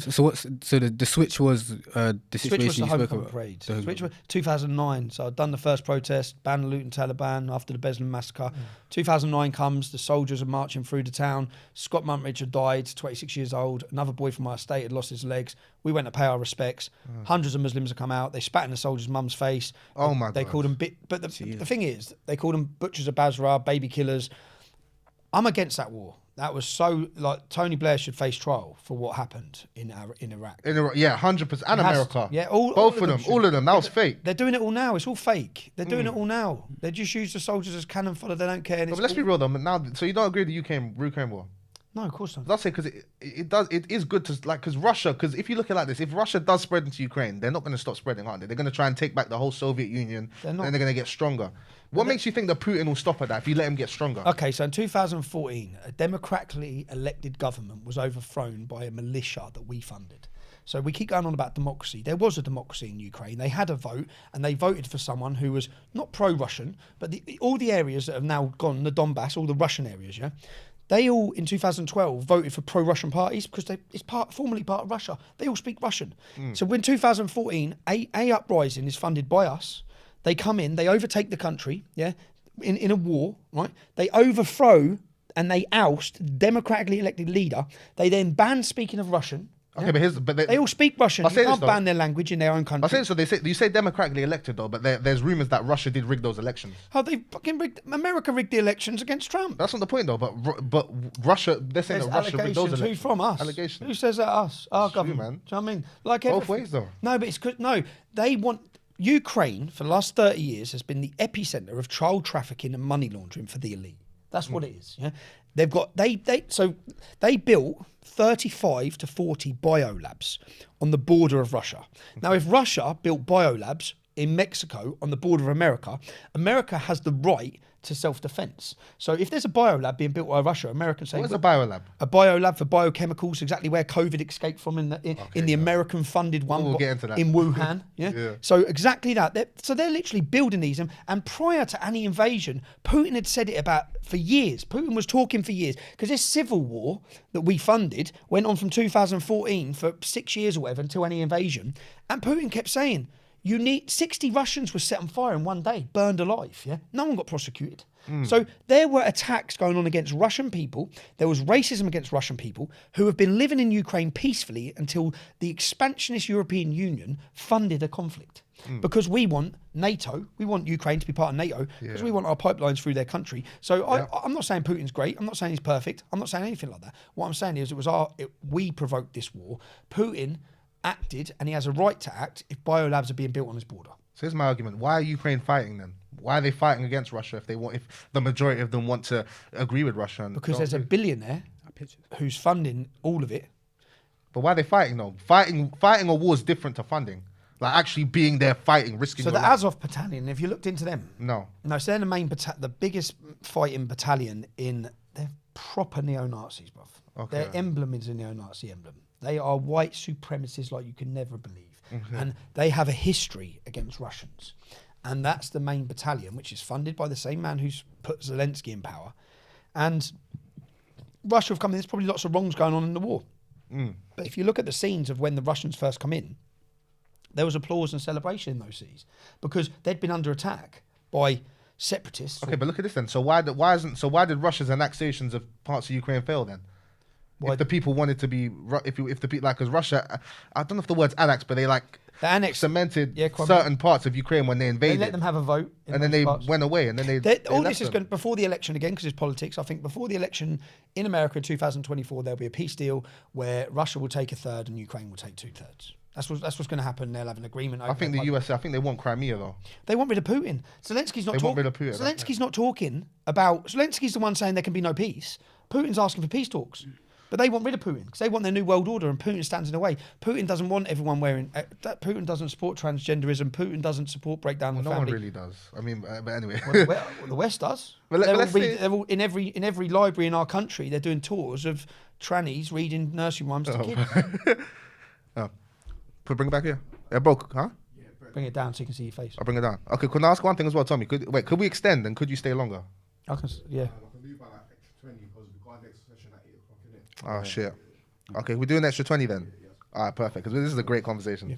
Yeah. You guys are speaking. So Yeah, now so deep figures, put bro. it down. Thinking, Okay. yo. I'm trying not to show my face. Okay, so yeah, so with the Ukraine thing, okay, so couldn't you say that that's more to the West not being willing to surrender any of Ukraine? Couldn't you say that's just to disincentivize Putin from thinking he can invade any European countries and expand his empire? We caused it. Ukraine was happy. Yeah, Ukraine was sitting there. Ukraine was borrowing money off Putin, getting their gas and oil off Putin, and then we come in because we want Ukraine to be part of the European Union, or we want them to join NATO, and then we have continually gone against every agreement to surround Russia. Wouldn't you say it's better for them to be part of our union, the West, than it is to be under the control of one man? Who's that? Communism. That's not our choice. It's the lesser of two evils, some people That's might not say. our choice to launch a military campaign in another country because of our own expansionist ideas. Which, do you think any of these people in our government care about the Ukrainians that are dying? Absolutely not. Don't give a But I shit. think the Ukrainians Same would as the rather live Iraqis. under the West. Like, I think the Ukrainians would rather live under the West's regime than they would under a single man Putin's regime. It's like all of it is corporations and business. That's all it is. Like BlackRock but- are now going to rebuild Ukraine. Well, you the fucking, yeah, fucking blew it up. that's bullshit. You're the that. ones that blew it up. But look You're at it the like ones that this though. provoke- But in funded all the weapons. but in You profit off the weapons of the war, so you need war. Yeah, yeah, You find war. 100%. Yeah, it's the same with Assad. They couldn't do it with Assad. They couldn't get rid of Assad because Russia and Iran were on their side. I end up sitting here looking at British foreign policy and just being disgusted by it It's disgusting, man. throughout history. And it's still happening now, but the media are convincing everyone that it's great, that we're all saving you. We are pro-democracy. No, you're not. You overthrew a democracy. Yeah, you overthrew a democracy to implement, and then you're brainwashing the public that you have to fly your Ukrainian flag while our gas and electric prices go through the roof. But that's the World Economic Forum. Yeah, of that's a whole different conversation. Now they want us to all be together and then we all own nothing and be happy. That's a whole different. Own nothing and be conversation. happy. Which is, That's a whole different, like, yeah, man. but it is a whole different thing. But it's happening. It is These really 20-minute zones, they're happening. That's In Oxford, it's happening. Let's talk about the LTNs, man. Like, have you seen? I saw a video on TikTok, funny enough, of some guys vandalizing those not LTNs, but you see what they did in Oxford, the 50-minute cities. They're vandalizing the barriers, and I was cheering. I was like, yeah, like I do can't that. believe they're not, but they've picked the two cities to trial it in, are Oxford and Bath, both middle-class cities. Okay, Come to the States and start sticking that crap. Fuck in. I off, think man. well, I hope, but I don't know if they will. Look how many people wore the mask, bro. this guy's still getting on to me. How many people just succumbed, and even people who knew it's bullshit are walking around with a mask on. It's like, what's going on? No, I'll be real. With was cold. Let's get into okay, 'cause we got time.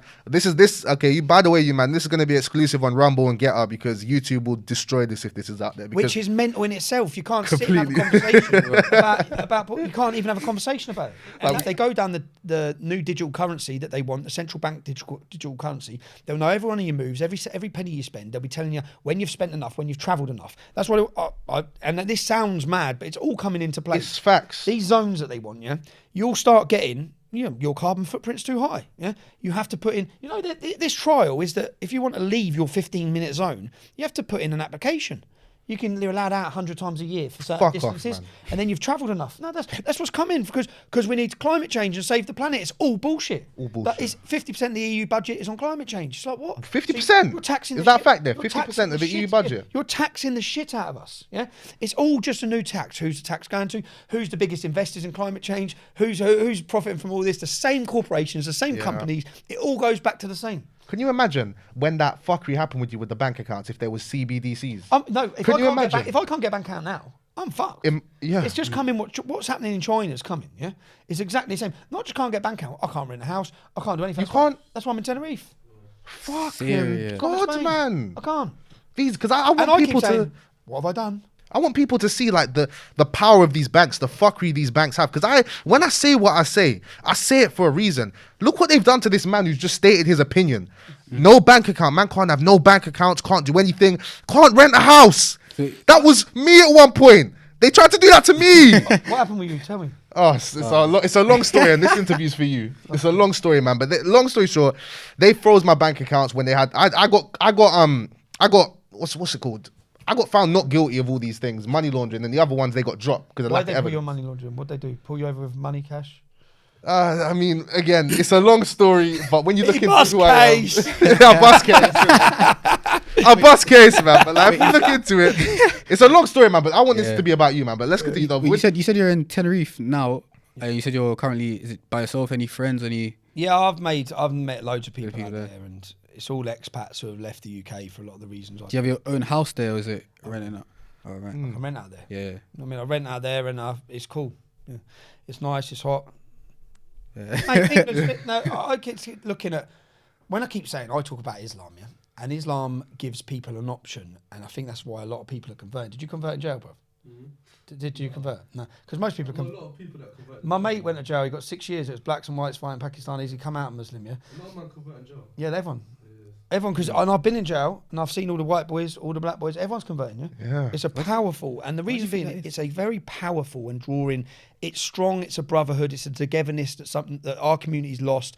I could be jealous of the Muslim community in the way they have their community. Yeah, because our community's fucked. And I'm broken. a little bit jealous. Yeah. As a Catholic, a little bit. They've got it, mate. They've got it. A little bit. And they stand together on issues, and that's why to young males, I don't think people are converting because they believe Muhammad flew up to heaven on a winged horse, like it says. Thank you. They're converting to a brotherhood and a sense of community and a strong resistance to the push of degeneracy. Yeah. Thank So you. what's the left currently? What are we? What's the alternative we're giving people as the UK, as the West? Yeah. What, trannies in your schools reading nursery rhymes? No, that's what's going on. It's like what we're telling everyone. It's what we're spreading, and it's Astaghfirullah. and it won't bend on that, and that's why I think it's a bit being a pull and a draw to many men who are thinking, no, like if you want to rebel against it, it's like in the prison system. I think for most people wanting to rebel, you know, Muhammad, when he started Islam, he went out to the mountains and he got all the people who had been driven out of the areas. So all the criminals and all the people who had already gone. It's just like converting in prison. Oh my God. He got an army. He created his first followers from those people. From the people but you go into jail, most people have been wronged, lost, haven't had a start in life. Most people you sit and talk to. I done a parenting course in jail when I was in jail. Man, my heart broke for the other lads when I was listening to their stories and their lives and thinking, because I thought I had got an all right upbringing, yeah.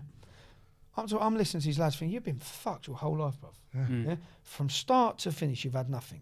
You haven't just had nothing, but everything's been lobbied against you. You haven't had a chance. And then I'm listening to them, and it was emotional to watch some of the boys and just thinking, you're in this position, you're stuck in this position, and you're angry. And then comes along a system or an ideology that brings you together, that gives you a sense of belonging, that gives you goals, that gives you strict regime, which people need regime.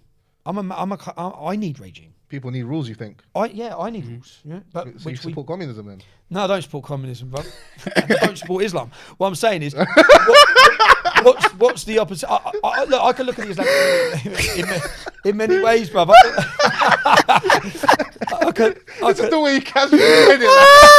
I can look at it in many ways. It's like Islam's filling a void, and it's a void that shouldn't have been broken. We need to rebuild our community. We need to rebuild our sense of identity, which we've lost. We've become totally lost. 100%. But do you think that's going to happen though? No, I don't think that's going to don't. happen. I think there's going to be chaos. If you're Prime Minister, okay, I've got a question. If you're Prime Minister right now, Yep. what policies would you bring in? What action would you take right now a good question. to fix this country? Please, I really want to know, Mr. like Tommy you say Robinson, something if you were the crazy. Prime Minister of England, Yeah, right now, it's a good question. what would you do right now? Okay, would I still be allowed in the country? Of course you'll be allowed. Would he still be allowed in the country? Of course you'll be allowed in the country, bruv. I'm just asking. When people say this, I said, if you line my friends up, I'm from Luton, you line all my friends up, we're all sons of immigrants. 100. I never even, you know, when I had the English Defence League, and you can watch these videos, yeah? When I had the English Defence League, there was lots of people trying to divert the organisation. My problem at the start, it developed into Islam, but my problem at the start was Muslim extremism. That's it. Yeah, Okay, fair enough. People wanted to talk about immigration. I'm not against immigration. I've been battered for that. I'm called a Zionist, a race traitor. I've said many times, multiculturalism hasn't failed. Yeah, You don't think it's failed? Islam's failed. Right? Okay, wow. Well, it hasn't. So you really don't think multiculturalism has failed as a whole? No, in this not- country? I think this country's failed, not multiculturalism. Do you think Sikhs have failed to integrate into society? No. Do you think Hindus have failed to integrate into society? Do you think blacks have failed to integrate into society? Integration is there in Luton, in every sense of family. Blacks are marrying whites, whites are marrying blacks. Muslim community have failed because you can't. Like they've stuck to themselves. And when David Cameron said multiculturalism failed, when Angela Merkel said multiculturalism failed, that's just a cowardice way because you're too scared to identify the real problem. Exactly. That's Okay. why you blame. No, I'm not saying exactly. That's why when you have Muslim grooming gangs, you say Asian. When they say they're Muslim grooming gangs, they say Asian. I said, no, don't identify the problem. They're not Asian. Shut up. They're not Asian. It's Muslim grooming gangs. Muslims make up 5% of the UK. They're responsible for 84% of the criminal convictions of these gangs. That is not to say for 1 minute that the majority of Muslims agree with it. What it is to say is that this is a fact and statistic that has to be spoken about. Yeah, and you can't just you 100%. can't beat us down as or call us racist or extremists because we want to identify the root cause of why this is happening. Because if you're not going to identify the root cause or understand why it's happening, you're never going to stop it. So the root cause of what happening exactly? The grooming Exactly, gangs. to be specific, the grooming. gangs. So say the grooming gang. Say look, I look at Telford. Yeah, you've seen the documentaries. Telford has a 1.7% Muslim population. There's none there. When I was getting all these warnings, yeah, I'm from Luton. I was getting all these warnings about when I go to Telford, you've got to be really careful with these gangs in Telford. I said, there's none here. What are you talking about? Like, I could roll around this city. I said, I'm from Luton. There's 50% of the town's Muslim. I roll around Luton. I said, there's none here. Yeah, but there's none here.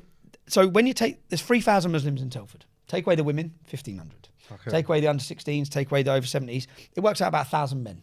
All right. Out of that 1,000 men, the police investigation identified 1,000 victims. That's 1,000 young girls who've been raped, and they identified 200 men that were involved in the raping. Yeah, the police Oh, I investigation. saw this in your documentary actually. That's 20%, bro. Yeah, that's crazy. That's 20%. That's absolutely crazy. Then we're talking about a real big problem. And the independent inquiry identified 365. Yeah, that's 36%. So somewhere between 20 and 30 odd % of men in this town of the Muslim community are raping kids. When you say they're just okay, but when you say it could be down to unchecked immigration because they've come from Pakistan, of course, and then It's down to mindset. It's down to Mindset. what they believe. But where this mindset's come Down to from, their view though. on women. The mindset comes from Islam. No, because you could say like I doubt in Islamabad, that's the capital of Pakistan, if I'm correct. I doubt in Islamabad there's kids, there's men raping, having sex with 14-year-olds in Islamabad. I think it's more rural areas. My brother, that's legal in Islamabad. I'm pretty sure the age of consent in Pakistan is 18. Let's have a look. Wanna Google it? Damn. Let's see. I proved Tommy Robinson wrong because I looked this check. up. Go on. Fact Are you check. looking up? Fact check. Is that for marriage? Okay, forget. I'm pretty sure the age of consent in Pakistan is 18. No, it's not. Because I remember. Where, what does it say? No, Where? I'll What? find it now. Go on. No. Before you go on, Tommy. Consent in Asia. Come on, let me have a look. Age of consent in Pakistan, penal code abuse. Because I remember when they tried to do this. Look. Just they said it was Pakistan age of illegal. consent, my bro. So Age of whoever consent. employs, uses force, penetrate, persuades. No, Pakistani penal code of Pakistan. Child marriages. Child means a person who is under 18 years of age. Amendment. Pakistan penal code child abuse. You get 3 months in prison if you marry someone under the age of 18 in Pakistan. That's what it says. My VPN's on it. It's like it says I'm in UAE right now. But Why are you using a VPN? I can't lie though. But I can't lie. Why are you I'm seeing something else. I say Pakistan has no legal age of consent because marriage is legally required before sexual intercourse is allowed. If and there's the no- legal age for marriage is 18. fair enough. Okay. Nah. So Oh wait, you yeah, argue that no. it's The more- minimum age of marriage is 18 for men and 16 for women. So- Although yeah, but does it not women go are to sometimes court? allowed to marry at age 14. Yeah, to go to a tribunal or something. Because I remember when they tried to change the law, they said it was against Islam. I'll show you. Okay, all right, Like cool, man. Change. And brother as well, we got till 20 past, right? Change of. Oh, I appreciate that. Do I have to pay you extra, yeah? Oh, love, man. Appreciate it. If we could go longer, I'd pay you extra to go longer. If them law people. in Pakistan. Yeah. I hear you, bro. Say that, man. Appreciate it anyway.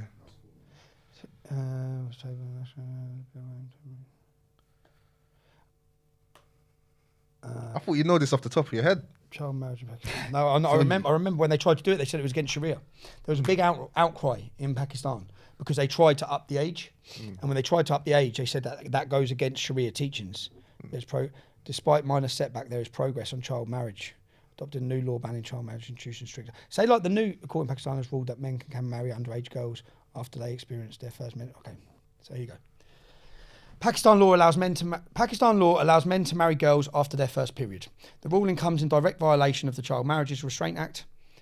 A high court in Pakistan has ruled that men can marry underage girls under Sharia law, because that's what Sharia law is, after they have experienced their first menstrual cycle. The reason they have this is because when Muhammad consummated his marriage was when Aisha started her period. So it could be 6 years old, 7 years old, or 8 years old, 9 years old. As soon as they start their period, they're fair game. Yeah, that's the law. And that's Islamic law. That's Sharia Okay, law. all right. I'm not saying that's every country, because most countries aren't governed by Sharia law. The law in Pakistan right now. Right now. Sharia law is the religious law of Islam derived from the teachings of the Quran, which acts as a divine code or guide for living. The ruling was made by Sindh Singh, court-free, during the hearing of Humas Yunus, a 14-year-old Catholic girl who was abducted, pressured to convert to Islam and forced into child marriage. To prove the marriage was invalid and illegal, Yunus' parents brought a copy of her baptismal certificate and testimony from her school to the hearing, cited, which prohibits the marriage of any child under 18. The judges, however, ruled that the marriage between Yunus and her abductor, Abdul, because that's what they have to do. If someone gets raped, they have to then marry them, yeah?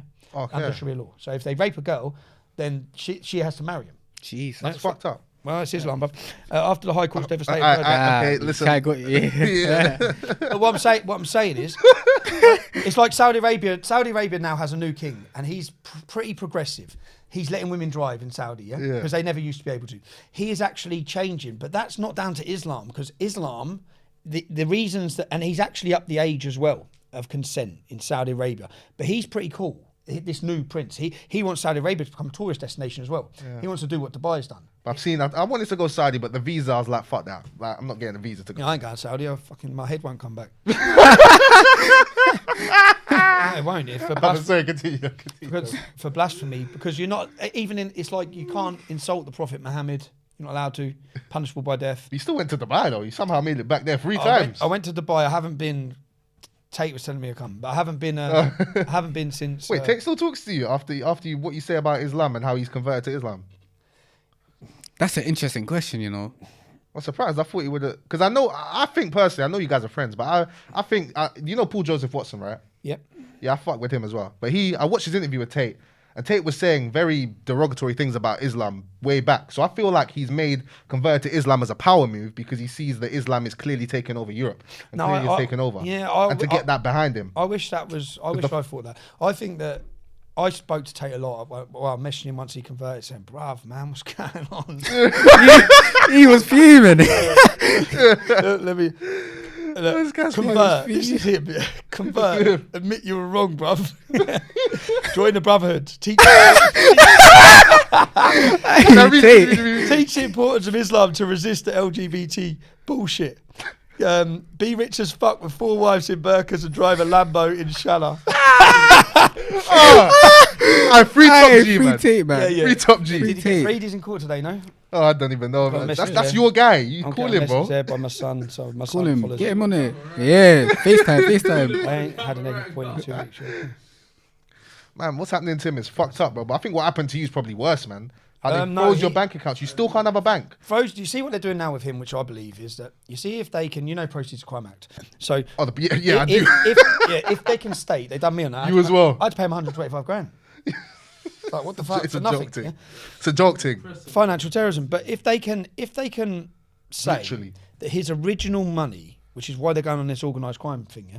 If they can say the original money that he made from the cam girls 5, 6, 7, 8 years ago, if that original money was made through criminality, then every bit of money he makes after that from that money is the proceeds of crime. Yep. Yeah? So then they can take the lot, which is that's what they want to do. They want to finish him, not just finish him. They're not happy with locking him up for a bit. They want to financially destroy him and take everything because they cannot allow him to be a inspiration. They cannot allow him to be looked upon by youth, which is what's happening. They're spending £2 billion now in the British government to the education system to combat Andrew Tate. That's ridiculous. Fucking mad, bruv. Use To combat Andrew Tate while bringing the trannies in to teach the kids. It's like, what's going on? Use £2 billion to teach kids about accounting once a week. Yeah. Instead How of to that. live life. Exactly. How to make, How to do taxes. Yeah, real life. Yeah, real shit. It's like you said, but Andrew Tate, I think that when as I was listening to him especially as he went on, I was thinking that's Islamic. That's an Islamic view. Multiple wives, that's Islamic. And a lot of the things he's talking about, men, and it's a genius move because he went from everyone calling him a misogynist to as soon as he converted to Islam, just silence. Because now you call him a misogynist now because of his Islamic views. You're an Islamophobe. Exactly. The same people who were screaming at him are the same people who scream at anyone else who criticises Islam. Yeah? Exactly. So all of a sudden he's got this golden card where no one can say shit. You're kind of agreeing with me. I did say he converted because of that. Because the interesting. Muslim backing is the strongest backing. And if you fuck with that backing, the left will back you and the Muslims will, you know what I'm saying? Yeah, he's got a brotherhood. He's got a great base. But I don't know if that is why he converted. Because I feel like back in the day, like maybe about 7, 8 years ago, or even longer than that, like the far right, you guys, I don't like saying you guys are we're not far far right. right. I don't like saying it, but it's just how people know you We're guys. not far right, we're not far wrong. Exactly, true, facts. But those guys, like you guys did look strong. It's like you're thinking, okay, this is happening, immigration, all this stuff. Like people will wake up, won't they? And as time went on, I feel like they deleted you, they did that, and I feel like you realize, crap, people are actually falling for this leftist bullshit, and people aren't waking up to the facts. It seems trendy now. And I feel like he picked Islam because he saw like the right's really not going anywhere because people are really not buying this shit. People are really buying this shit. I don't think I don't know. Well, he admits himself he doesn't know everything about Islam. I bet you if I pulled him and said, "What do you agree with this?" He'll say no. Do you agree with this? He'll say no. Do you agree with this? It's like Sasha Johnson. Do you know the girl who got shot in the head? Oh yeah. I know that story. She came to my house. You see that? She came to your house. Yeah, when Black Lives Matter hit off, I'd said, "Listen, I'll talk to anyone. Get in contact." She contacted us. Said, "Come round." She come round with your man, the original AFB dude. What's the original riots in Tottenham? Oh, Mark Dutton. No, the original ones. going back to the 80s. The man who was main part of that, what was his firm called? Lovely guy, man. But they come round anyway. She come round, and when I asked her, I said, "You're here in defence of Black Lives Matter?" She said, "Yeah." So I said, She's a joker, by the way.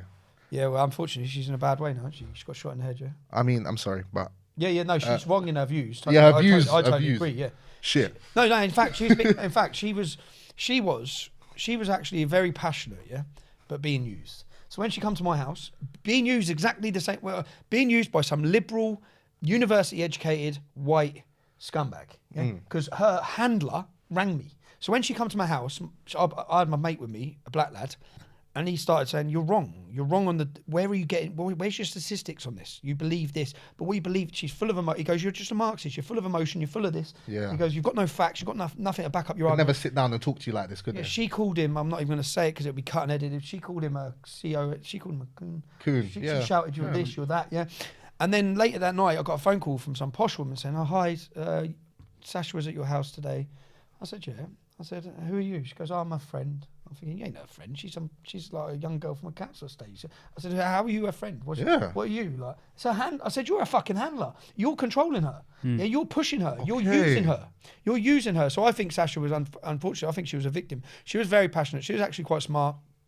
She was Was she though? off camera. She was a nice girl, man. Off when take away the heat and emotion, which she's been railed up with, I believe. She's been radicalised by this lot, the left, who wanted to use her and push her forward as a black power representative, a black supremacist representative.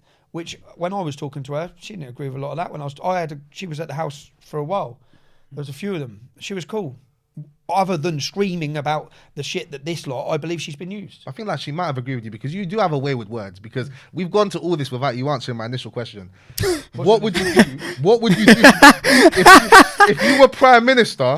Yeah. What would you do? What would I do? What would you implement? How would you change? I want to know everything you do. I'll go to Tommy every Robinson hotel. or Stephen, Every prime hotel minister. in this country that has got migrants in.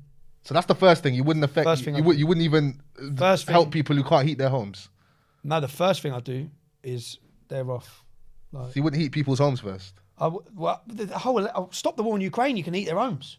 Stop the sanctions against Russia. You can heat their homes. So you wouldn't have war all veterans. this has come because you've limited the supply of gas coming from Russia, which has ended up in affecting us, affecting average people. But they want us affected. They want the crash of the system. They want all the bankruptcy. They want everyone stuck. The corporations take over. They want, like, COVID destroyed the average business. It did, yeah. They purposely done that.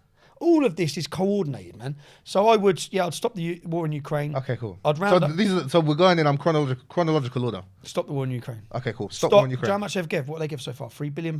It's not a lot if you look at the total GDP of the country. Our GDP is 2 trillion, isn't it? Yeah, £3 billion. Even we spend £9 billion a year monitoring. But what's that compared to 2 trillion? Is that what our GDP is? I believe so. Correct me if I'm. TJ, How much is on how's our GDP? How What's our much is- GDP? how much is on foreign? Let me check that out. But I'd stop the war in Ukraine. I would round up the economic migrants, who again I don't blame for coming, but 3 trillion. 3 trillion. 3 trillion. So what's bro. 2 billion? Yeah. Nothing. No, you're right. Yeah, compared. It's the effect of that, because 2 billion's nothing, but how much more is being spent on energy prices by all the people? It's affecting us. It's not affecting them. It's the money they spend, but it's the money we have to pay. Who owns the energy corporations and the businesses? It's all the same. So it's like I'd stop that. I would send back. So just summarize. So it was the war in Ukraine. The migrants. You'd kick them out of the hotels, which I think we should do that. I'd kick them out of the hotels. Yeah. I wouldn't just kick them out of the hotels. I'd kick them out of the country. Yeah. Rightly so though. Yes. We already have a refugee policy. Say, for example, and I get again, when I was 11 years old, a young boy come into our road after the Bosnian conflict. His dad was murdered. He come with his mum and his sister. It was the first where they landed. They landed at Luton Airport. It was all over the news. He was a lovely boy. They lived with the Bishop family in my road. They were put up as refugees. He's gone on to progress, to become a great member of society. He's a lovely lad. Yeah, he come here. He's a Muslim kid. He come here. He hasn't been brought out. He said, I remember when all this was hitting off. He said, "Yaks, man," because that's what he said, "Yaks, this ain't where I'm from. These people, not my family." I said, "I know, bruv, but there's a problem." And he's a great person, but he come here with his mum and his sister, and they were genuine victims, and you would be proud of our country for what we done for them. Yeah, this lot, fucking hell, all these fighting men. It's like you're if there's a war going on in your country, get back and fight it, boys. What are you doing? And if there ain't a war, most of them, There's not, there's not a war, and we can't save the world. You're not making no difference by letting these 70,000 in or this many thousand. You're just fucking up here. You're just messing up here through your guilt. It's like winning a little bit of money and then helping everyone around you, and then you have no money left. Yeah, that's it. That's what's happening. That's what's happening to this country. That's what we're doing. And I think every policy should just be about putting British people first, about this country first, not about globalists, not worrying about what's going on in the world. Yeah, it's like when Donald Trump came in. America first. Yeah. Do you think we should? Do you agree with Brexit or not? Do you think we should have left the EU? 100% think we should have left the EU. You seriously, even now, you don't regret it. You don't think we're better in the EU, other than the fact I can't travel around Europe the way I used to like. That's so annoying, isn't it? Yeah. 3 months. It's 3 months. You can, but you're only allowed in the country for 3 months at a time. Then you have to come back for 3 months. But it's even the fact that like we have to wait in the line now. We can't use the machines. I find that pisses me off. Yeah, but we should be in control of our own country rather than some German clowns, which is the way it was going. But look here, like I think last year our economy shrunk by 0.8%, and then the GDP of France, Germany, and all those other countries grew by about 1.4%. When people voted for Brexit, they didn't vote for it economically. They didn't vote on their wealth. People voted to have their country back, to have their identity back, and to be in control of their own nation. And if that means us being a little bit poorer for a certain amount of time, I don't think people voted on those reasons. Okay. And I think people were fed up. Like the European Union want to bust down borders. They want one state. They want us all. They want to break down your identity. Yeah. They want, which I believe is what immigration is about. It's about bringing in immigration to destroy communities, to break up communities, to break up the community spirit. It all plays in. It's exactly to weaken the men, to feminize the men, to make half of them trannies or non-binary or whatever they're doing. Like I see the figures. It's insane now of what's going on, and because weak men are easier to control. Facts. And when they bring in COVID or climate lockdowns or all of this, they want a load of people with blue hair and not knowing who they are. You see what Andrew Tate says about women? Do you agree with him on stuff like What's that? he say? Okay, he says a lot of shit about women, but let's say I think he says a lot of stuff for reaction as well. That's definitely. We won't deal with things about context, but how he says men are being feminized and women are not acting like women anymore. Women aren't doing these things anymore. I personally think that men as a general, the standard for us has fallen, because we'll say things like, oh, women back in the day used to go, and women back in the day used to cook, they used to do this, they used to be there for you. But what do we really offer as men? What do most men have to offer these days? Like, they're not masculine anymore because they've been feminized. So can you really blame the women for becoming a bit more masculine and standing up for themselves more? Nah, they don't want these pathetic men. Like women want masculine men. They don't want They want masculine men, but they midget. Mate, I am. I don't cook. I think I've always said and had banter about it as well. I said, I bought the cooker. You know what I mean? But I said, I can't cook. And I used to go out with an Irish girl when I was younger, and that's how the dad was like, he goes to work all day. I want my dinner ready when I come home. I'm working all day. I'm providing all the bills. I'm doing my job. This is my job as a man. I know it's all changed, but even the feminist movement, which was funded by Rockefeller, was all just about, that whole movement was about getting double the taxes. Exactly. That's what it was about. And not just double the taxes, but you take the woman out of the house and you make her work 10 hours a day. Yeah. Who's bringing up the kids? Exactly. The state. That's who they want to bring up the kids. Exactly. So I've always said, my mum, we weren't extremely wealthy, yeah, but my mother always made sure she was there to take us to school and bring us home from school. So she didn't work until we were a certain age, and then she got a part-time job in a bakery, because her role, she said, was to be the mum, yeah? And that's important because children need it. And my father, which is my stepfather, but he is my father, he worked away a lot to be able to provide for us. He done his job as a man to provide for the family, to allow my mother to be. My mother was the most amazing mum I could ever have asked for. She's a great mum. But if she was at work 10 hours a day and I had a nanny, it's a different upbringing, and that's how they want it. And I don't want that for my kids. I never wanted that. I've been lucky enough that the mother of my children is an amazing mum. I'm looking at it now as well. Like, if you let the state raise your kids, they'll be a trans midget, bro. You won't even have a choice. Yeah. Like now, you haven't even got a choice. That's the way it's going. But they want to bring your children up, and most people, if they're not bringing your children up, YouTube's bringing them up.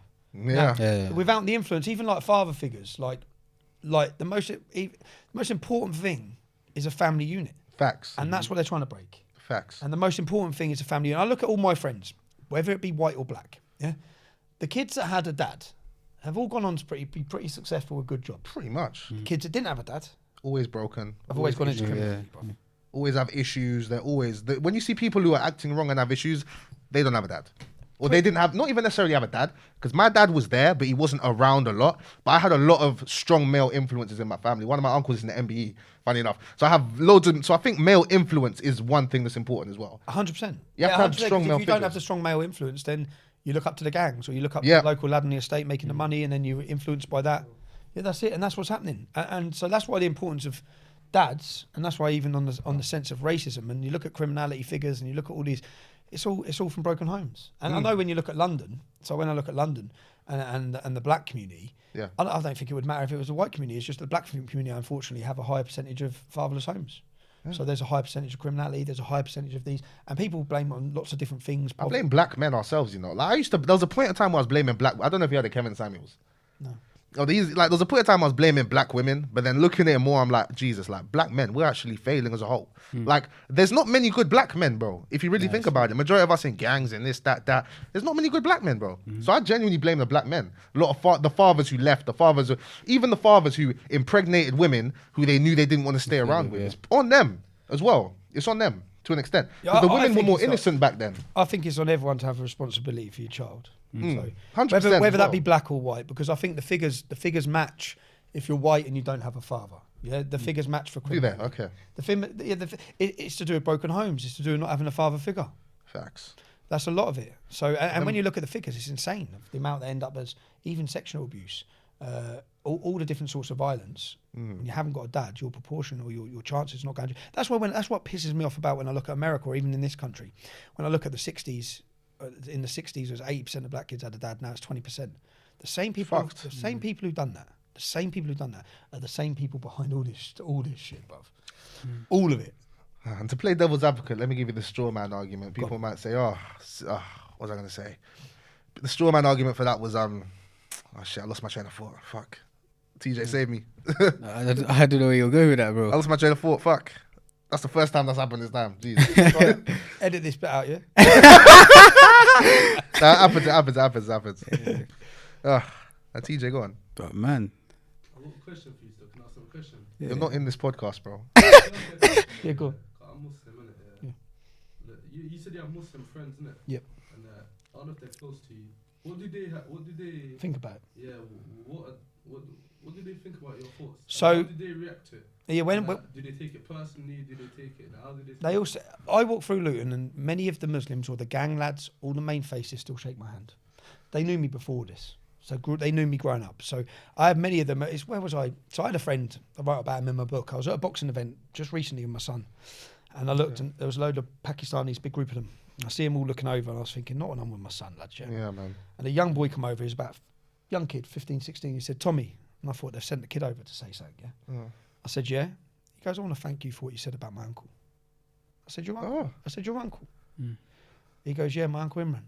And it just triggered, and I went, Imran Asmat, bruv. Because I had a good friend, Imran Asmat. I really respected him and liked him, and he died. And I couldn't go to his funeral because of my politics, because a lot of people would be upset. And then the uncles come over, and they said, Joe, Tommy, we're not taking you from what we see on the TV, yeah? The family say you're a very good man. The family say this. Oh, it should be, man. And I said, but that's how many Muslims. So you see, remember, I have my views. You only see a 10-second clip of someone getting aggressive with me. I walk around all the day in Luton. I meet many Muslims who just want to talk, who are very nice and very kind and vast. All of them, even I went to a demonstration the other day, the flag burning. They're all cool. Everyone's shaking my hand, just chatting. I saw that on Twitter. Yeah, they were cool. They're cool. So my friends, I remember even my other mate. Urgent, mate. Do you need to answer that quick? No, it's all right. It's not, just check. No. No, even my other friend, and he come up to me when the English Defence League started. He said, "Bruv, I don't think it's as bad as what you say."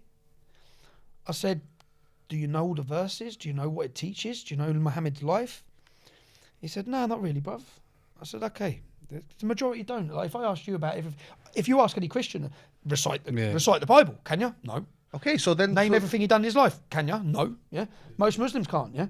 Most Muslims are just following. It's part of their identity. So I understand why Muslims get upset when it's part of their identity. Yeah. Because when they feel I'm talking about it, it's part of who they are. I had my son. So when my children got to a certain age, because none of it, didn't know who Tom Robinson was. They just knew Dad. I kept it all separate from them. Yeah. Even when I was in jail, they thought I was working away, helping Santa when I was younger. Yeah.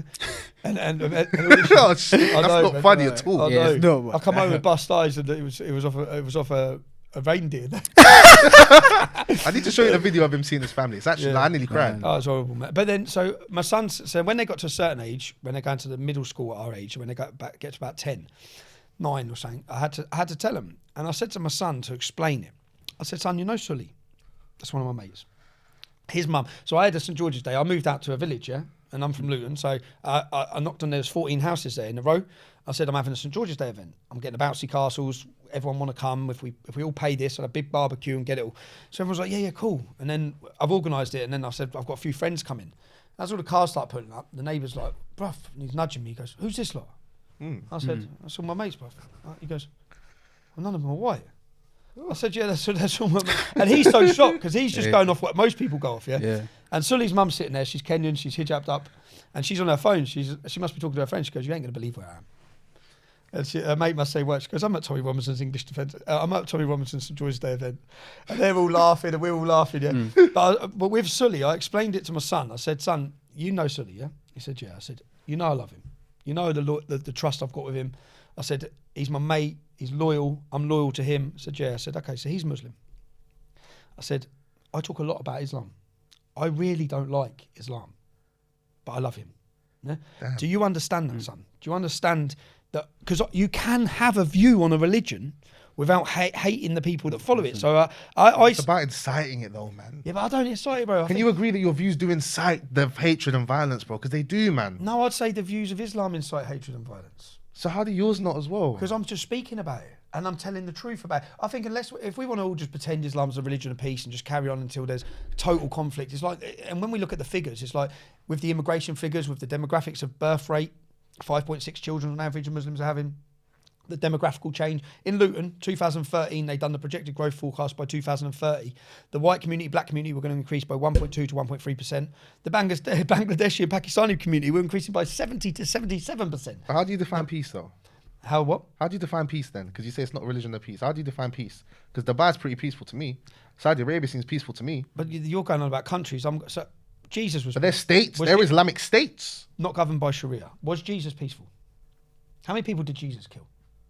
I'm not knowledgeable on that. Okay, he killed no one. Okay, he killed no one. I was hoping zero. He killed no one. He raped no one. He done. Son of God, I hope he killed no one. Well, Muhammad beheaded 600 people in one day.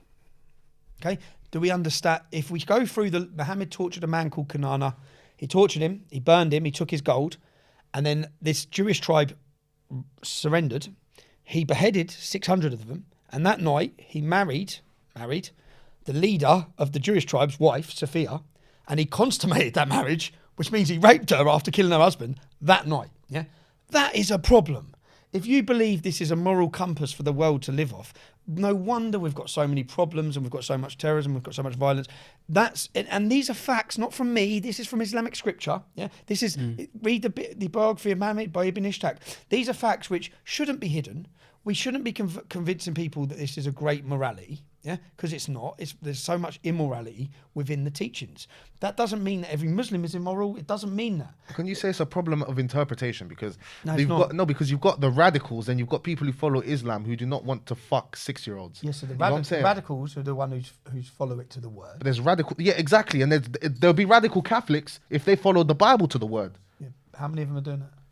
There's none, but maybe because. But they're doing it. But most Catholic countries are more developed than countries where Islam is prevalent. They're more less developed. So you could say it's more socio-economic. The Islam community in the UK are more extreme than many Islamic countries, bruv. Not necessarily. Many of them. But where do they mainly? They're mainly based in other countries. Say like Hizb ut-Tahrir. Hizb ut-Tahrir is a radical caliphate organisation. It's prominent in the UK. It's not banned. I think it's banned in Dubai. I think it's banned in the UAE. It's banned, yeah, because they know what it is. It's not banned here. Yeah, and they banned it. An Islamic country has banned it. Yeah, they ban it because they know because they want peace. Many of them, yeah, may want peace, yeah, which is why they're not governed by Sharia law. Many of them. But I feel like you're taking a little bit like the radical extremists, and you're making out like it's. I'm not. What I'm saying is because you want the ideology gone. So you want anyone who follows Islam just to be like, no, you shouldn't be in this country. No. You don't. So everyone who follows Islam, you don't think they should be in this country. I didn't say that. I'm asking you. I'm not saying you said that. I'm not saying you said anything. That would mean my friends leaving the country. What I'm saying is. So they follow. So you've got friends. Sorry to interrupt. I've got friends who identify as Muslim, but they don't follow Islam. Well, they go out and have a beer, bruv. You know what I mean? Come on. Yeah. So if you go out and have a beer, right? According to the scripture, if you follow it to the word, you're going to burn in eternal hellfire. Okay. Well, what changes that? That's facts. It means you're an apostate. Okay, if you do a lot of the things you do are not following the teachings of Islam. So what I'm saying is, my problem is with the teachings of Islam taken in their 7th century form and implemented today in modern 21st century. But it's only the radical extreme groups that implement it word for word, as you said. Yeah. As I said, So should we ignore them? we should absolutely not ignore them. So what do we do? If Well, we can't sit in an honest way like I do and just talk about it, because I've never incited violence. I love how you talk about it, but I think it incites hatred. What you say it incites hatred because people misinterpret what you say.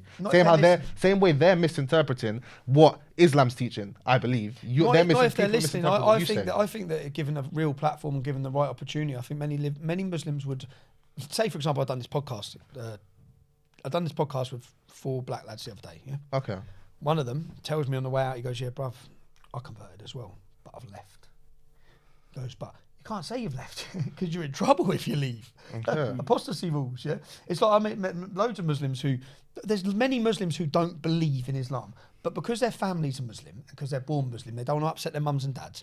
And because under apostasy, you get punished by death. This is extreme, though. This is extreme. Saudi Arabia, you get punished by death. And Saudi Arabia is developing. Saudi Arabia is coming to that conclusion slowly. Remember, this is a place in the desert just found oil. Like, let it develop. But even Pakistan, even these Islamic countries, it's punishable by death to leave Islam. And they will develop, and they will eventually get to the point where they're not. Do you not remember when in the UK, hundreds of years ago, they used to hang witches? If you said that woman's a witch, they would hang that witch. Yeah. That's what I'm saying. We've come a long way from that. No, Islam, because the Quran is the word of God. That's what they believe, yeah? So they can't edit it. So say I pick out verses. I can do it now, yeah? I pick out verses. There's verses that say, there's 4 verses that say, outside of your 4 wives, you can take whatever your right arm possesses, sexual slaves. So outside your wives, you're allowed to take sexual slaves. So what I look at the grooming, I look at the numbers, I look at the statistics, and I look at the epidemic that's happening in our country. 5% responsible for over 80% of the convictions. Why? Why aren't Sikhs doing it? Why aren't Jews doing it? Why aren't blacks doing it? Why is no one else doing it like this? Why are men, brothers, father and sons are raping kids together? Why is this, all the lads who work in a taxi rank, they're all sharing girls? This crime has never been heard of ever in this country that was so widely accepted in the mindset of the groups that are doing it. But they're sick fuckers. Well, brothers, cousins, uncles, but why? Why is it them and why anyone else? Why is no one else doing it? Why is it the followers of Islam that are doing this and why not? So when you read the Quran, and you understand that the verses literally instruct you, it actually says you are blameless. Yeah, you're blameless, bruv. You're not going to hell for this. But don't you say a lot of these guys came from I've seen your documentary. A lot of these guys go to and fro Pakistan, don't they? Well, no, these guys. One of them was a leader of the Telford Council Muslim Forum. One of them was a solicitor. Many of sickos. Yep, sickos. But they don't see what they're doing. You have to try and think of why. Brothers, it's never been heard of. 3 brothers all raping a girl together.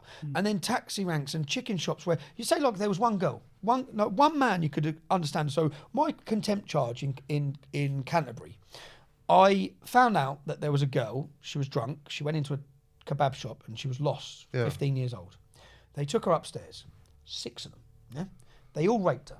In every hole she had, she was raped, yeah? They get bailed. This is what happens. So they get bailed. Now, they're on bail. I find out about the case. They change the name of the chicken shop.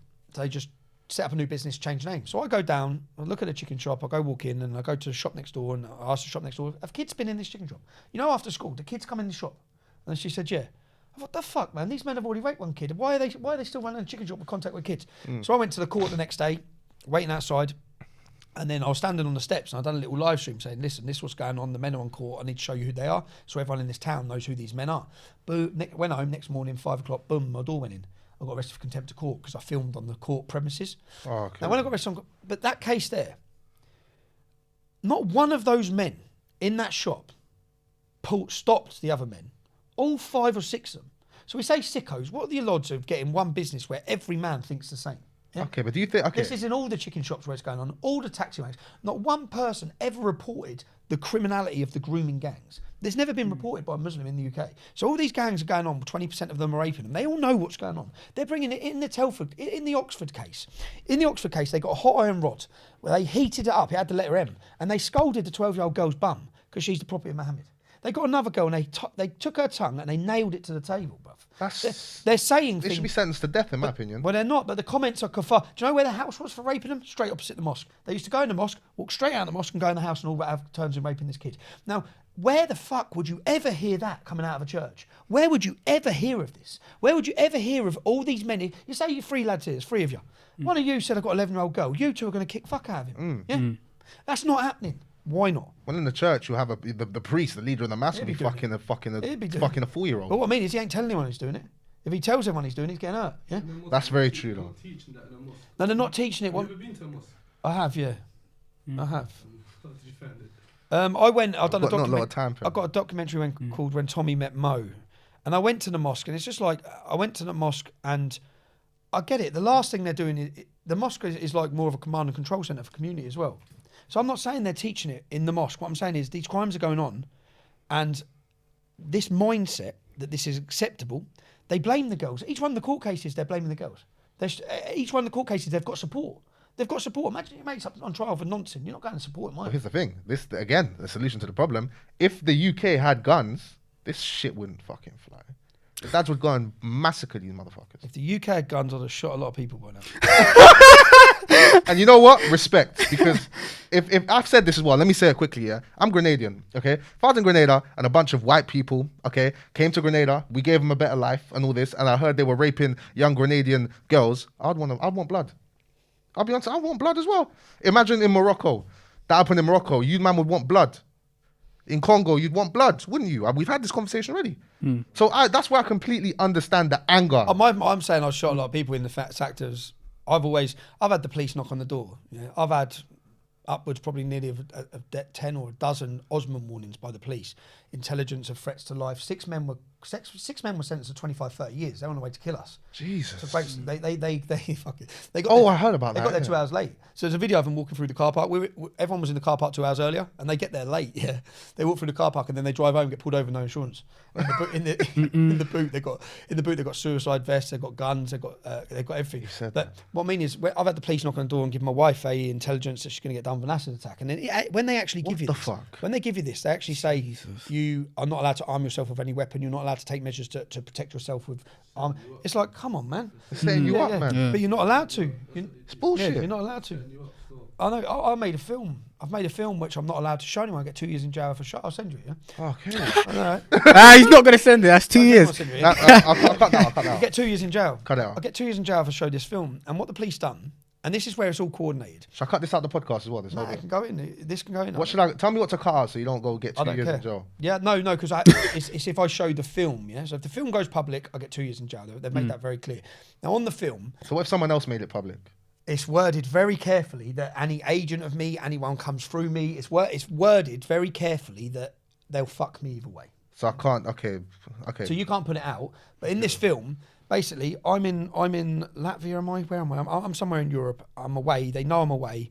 They hire. Police knock on my door, and this video goes online. Police knock on my door, and they say Antifa, far left, radical leftist group. They are planning on killing you. Yeah, they've armed themselves with firearms. They tell my wife this. We video it. Yeah. So I put it online, and they say. So I put the video online. The first person to comment on this video is Mohammed Akunji. Mohammed Akunji is the lawyer of Shamina Begum, Michael Adebolajo. Oh, shit. He's their lawyer, yeah. He comments on it saying, oh, fucking, like making some sarky comment anyway, because he don't like me, because ideologically he's on the other side. So he makes this comment. What he then does 4 weeks later is he goes and hires an Antifa activist to deliver legal papers to my family home. So he goes and finds someone from Antifa. He videos it. He gives them the legal papers. This is where it gets. This is where I believe it's all. I know I'm paranoid, yeah, but he hands them the leaflet. So I come off the plane and they've gone to my house, and my son messages saying, "Dad, please, people are at the house." So they've turned up. This bloke makes a video, and I'll send you the video. You can stick it in here. Yeah? This bloke makes a video saying, "Tommy, I'm going to mince your kids. He's going to kill my kids." Yeah? He makes a video. God. So You must have felt next level anger. of course, the video goes online. I come home. I'm straight away. Who the fuck has done this? Yeah. Police are at the house. I then have to take my children. They've got to leave the house. You can never come back to this house. They've live streamed where we live. They've live streamed the name of the road. They've put it all online. This man who shared it, Mohammed Akunji, he is a representative for every terrorist in this country, celebrity lawyer. So all the terrorists now got where I live. So my kids my God, I've relocated my children. The next day, my phone goes, and it's one of the lads who's worked their way up in our security program within our movement. And he goes, "Tommy, do you want us to light up his house? I've got his address. Do you want me to light it up?" And I'm thinking, no, I don't. Yeah, I don't even really know you. Yeah, no, I don't. Right? I don't want you to light up. So straight away, I've got an alarm bell straight away from that phone call. And then my mates have come round. I said, "Brother, we've got to do something about this dude." Yeah? Threaten your kids, man. And I said, I come out of my house As I come out of the house, I know it's a black Mercedes like Sprinter thing, and I pull up next to. You can see this. I'll send you this video. Yeah. I pull up next to the van, and the dude looks at me and he looks at his mate, and then I'm looking, and then he looks back and he under his window. He goes, "All right, Tommy." I said, "Who the fuck are you, bruv? And what are you doing here?" Yeah. He goes, "Oh, I'm on my lunch break." I said, "What's your job?" He goes, "I'm a plumber." I goes, "Which house are you working in?" He goes to start the ignition. So I jump out of the car and I block the car. I say, "You ain't going nowhere, bruv, till you tell me who you are." And I'm videoing it. I said, "Who the fuck are you?" He goes, "Put the phone down." So I put the phone down. I'm recording him. He goes, "We're police." I said, "I know you fucking police." He's got a wig on. This dude's got a wig on, yeah? And you can take the registration plate. I do it on the documentary. Take the registration plate and trace that car. There's no such car. Yeah? So they're sitting around the side of the house. And then I open up the back. They're listening. Yeah. So what they've done is they've provoked me with threats against my children. I'm supposed to, they read on my intelligence file with the police. Jesus. Prior to my intelligence file, they'd have had me or certainly my friends many of my friends growing up, I'm from a normal place or a rough place in Luton. Many of my friends have took the life of criminality. So they think, we know what he's going to do. Yeah. I'm on a conspiracy charge. They've literally set me up to react. We've got to wrap it up as well. Yes. Like, say it quicker though. Yeah. This is but crazy. They set me up to react, and you can. I'll send you all this, bruv. It's all there in black. You can watch all of it. Make sure you tell me which one I can't share. I'll send you the video. You can share a little bit of it. You just can't share. I'll let you know. Let me know, because I wouldn't want. I'll let you know we can't share. But this has been, so even now I just think, where are we at now? And the biggest threat now is this oppression of all the people, government tyranny, and control. Listen, Tommy, we got to wrap up here. But one thing before we end, okay? One thing quickly before we end, because Rashawn in the back is like getting onto me. So like quick ticket it, yeah. So Tommy, a few years back, okay, this was a few years ago. You know Nico Milano? Oh yeah. Let me show you something. NDL. Okay, go on. while you get it up, Nico Milano made a video, okay, where he pretended to be an old man and went to an EDL march. Oh, you got to see it, man. Okay, and then he met Tommy. Like, Bruv, you have to watch. I'll put the clip on the screen. I'll tell you what he done. Yeah, he dressed up as an old white man. Yeah, it's one of the best videos, and he absolutely ruined. So many men on movement got angry. I'm like, what are you getting angry for? It's the best comedy thing anyone's done. Yeah. He dressed up as a white man. He had an old mask on, and he come up to me. He got pushed through in a wheelchair. Yeah, so he comes. So as though he's disabled. So he get pushed to the front of our demonstration. He comes over to. I have to meet. I get told, come and meet this disabled man. Yeah? So I come over to meet him. He's got his merch, which is NDL. His merch, and he said he's from the Norwegian Defence League. Can I just say buy NDL merch? Yeah? So I'm standing there, he's a little white dude. I'm looking at him thinking something's wrong. But I can't say what's wrong. I don't know what's wrong. Oh, you had a bad feeling about it? I knew something was wrong. But I'm looking thinking, so I hold up this thing. He got me to advertise his merch at our demonstration. It was gold, man. It was gold, man. And you know, he sent me a video. So my son went up to him. I've seen Nico a few times since this year. Oh, okay. I think he's brilliant. Okay, yeah. I think he's brilliant in the work he does. He's a great character. He's a good kid to look up to. You know, there's so many kids looking up to. I think it's bad looking up to some of these drill rappers and all this shit. He's a good kid. I know your thoughts on them. They probably had a hard life, man. I know that. One of them was Mark Duggan's son, isn't he? Yeah. And I probably agree with them. Most of my friends have come from that upbringing. Yeah, so I'm not against them. I just think it was a bit hypocritical when they wanted to put it on me. Or people were saying it. So my son went up to Nico recently at the KSI fight. I've seen him at each fight. Okay. And my son went up to him and he, what did he say? He got him to say, my son sent me a video, and then he said, and I sent him one back saying, Nico, what is he offers me out. He offers me out in the charity fight. Oh, okay. I'll send you the video. Put the video in here, yeah? Because Nico... Send me the video, please. I replied, yeah, and I replied, Nico, I'll happily punch your head in, yeah, at Misfits. Oh, okay. Tommy versus Nico, you know. But it'll never on the Click It podcast, bro. Nico, that's it. Tommy versus. And Nico, you got to respond, bro. Tommy's a G. Tommy's a top G, man. It's funny, man. Listen, Tommy will send me the video. We got to wrap it up. Sean's gonna kill me and charge me like £100,000 for staying over the time. Let me wrap it up on this, lads. Go on, man. That's mine. Oh my God! What a legend, man! Yeah. What a guy. And I'm just saying. Do you know? I bought this out. It went to #1 3 times. Yeah, this is my life story. You can read it. Get past the headline. Definitely read that, man. This one, Amazon. This one went to #3 and Amazon cancelled it. So the reason. Oh, really? The reason I'm hard selling this is because I've got 10,000 of them sat in my mate's lounge. Yeah. Right. Because they were on Amazon. They were flying off the shelf, and then bang, they blocked it. So it's on www.trsilence.com. Damn. What a guy, man. Listen. Know you here, bruv. Thank you. Man. Show them what I gave you as well. Listen, the tracksuit. I've got a tracksuit. What size is it? It's medium. You told me medium. You said, "Oh no, medium S." I was like, "I'll give it medium." Listen, Tommy Robinson, what a guy, man. Listen, Guy, you man. may not agree with what he says. I don't agree with some of what he says, but listen, he's a top guy, and I respect him. I have huge respect for him, man. Tommy, thank you for coming on the Thanks, man. podcast. Thanks. Yeah, Listen, man, for real, Cheers, bro. appreciate it, man. Appreciate it, man. Listen, Thanks. Cheers. thanks for watching the Click It podcast. Bang, Yeah, listen, man. bang, we're out, done, innit, TJ? Yeah, man. Tell him something, bro. You ain't said Nothing. much. Nah, cause I've been taking him in, bro. Honestly, 'cause I can't lie. Like I've heard a lot of things in it. Yeah, like I've seen a lot of clips and stuff. Yeah, and it made me think, rah, this is outrageous, isn't it? Yeah. So now just having the time to just give you, not the benefit of the doubt, but just take in what your actual views in it. So Yeah, rather than just he's a racist lunatic. Exactly, Yeah, do you know what I mean? exactly. So- Look, these books, amazing. Oh yeah, peace. We out, man. Love, Tommy. Safer. Bang, done.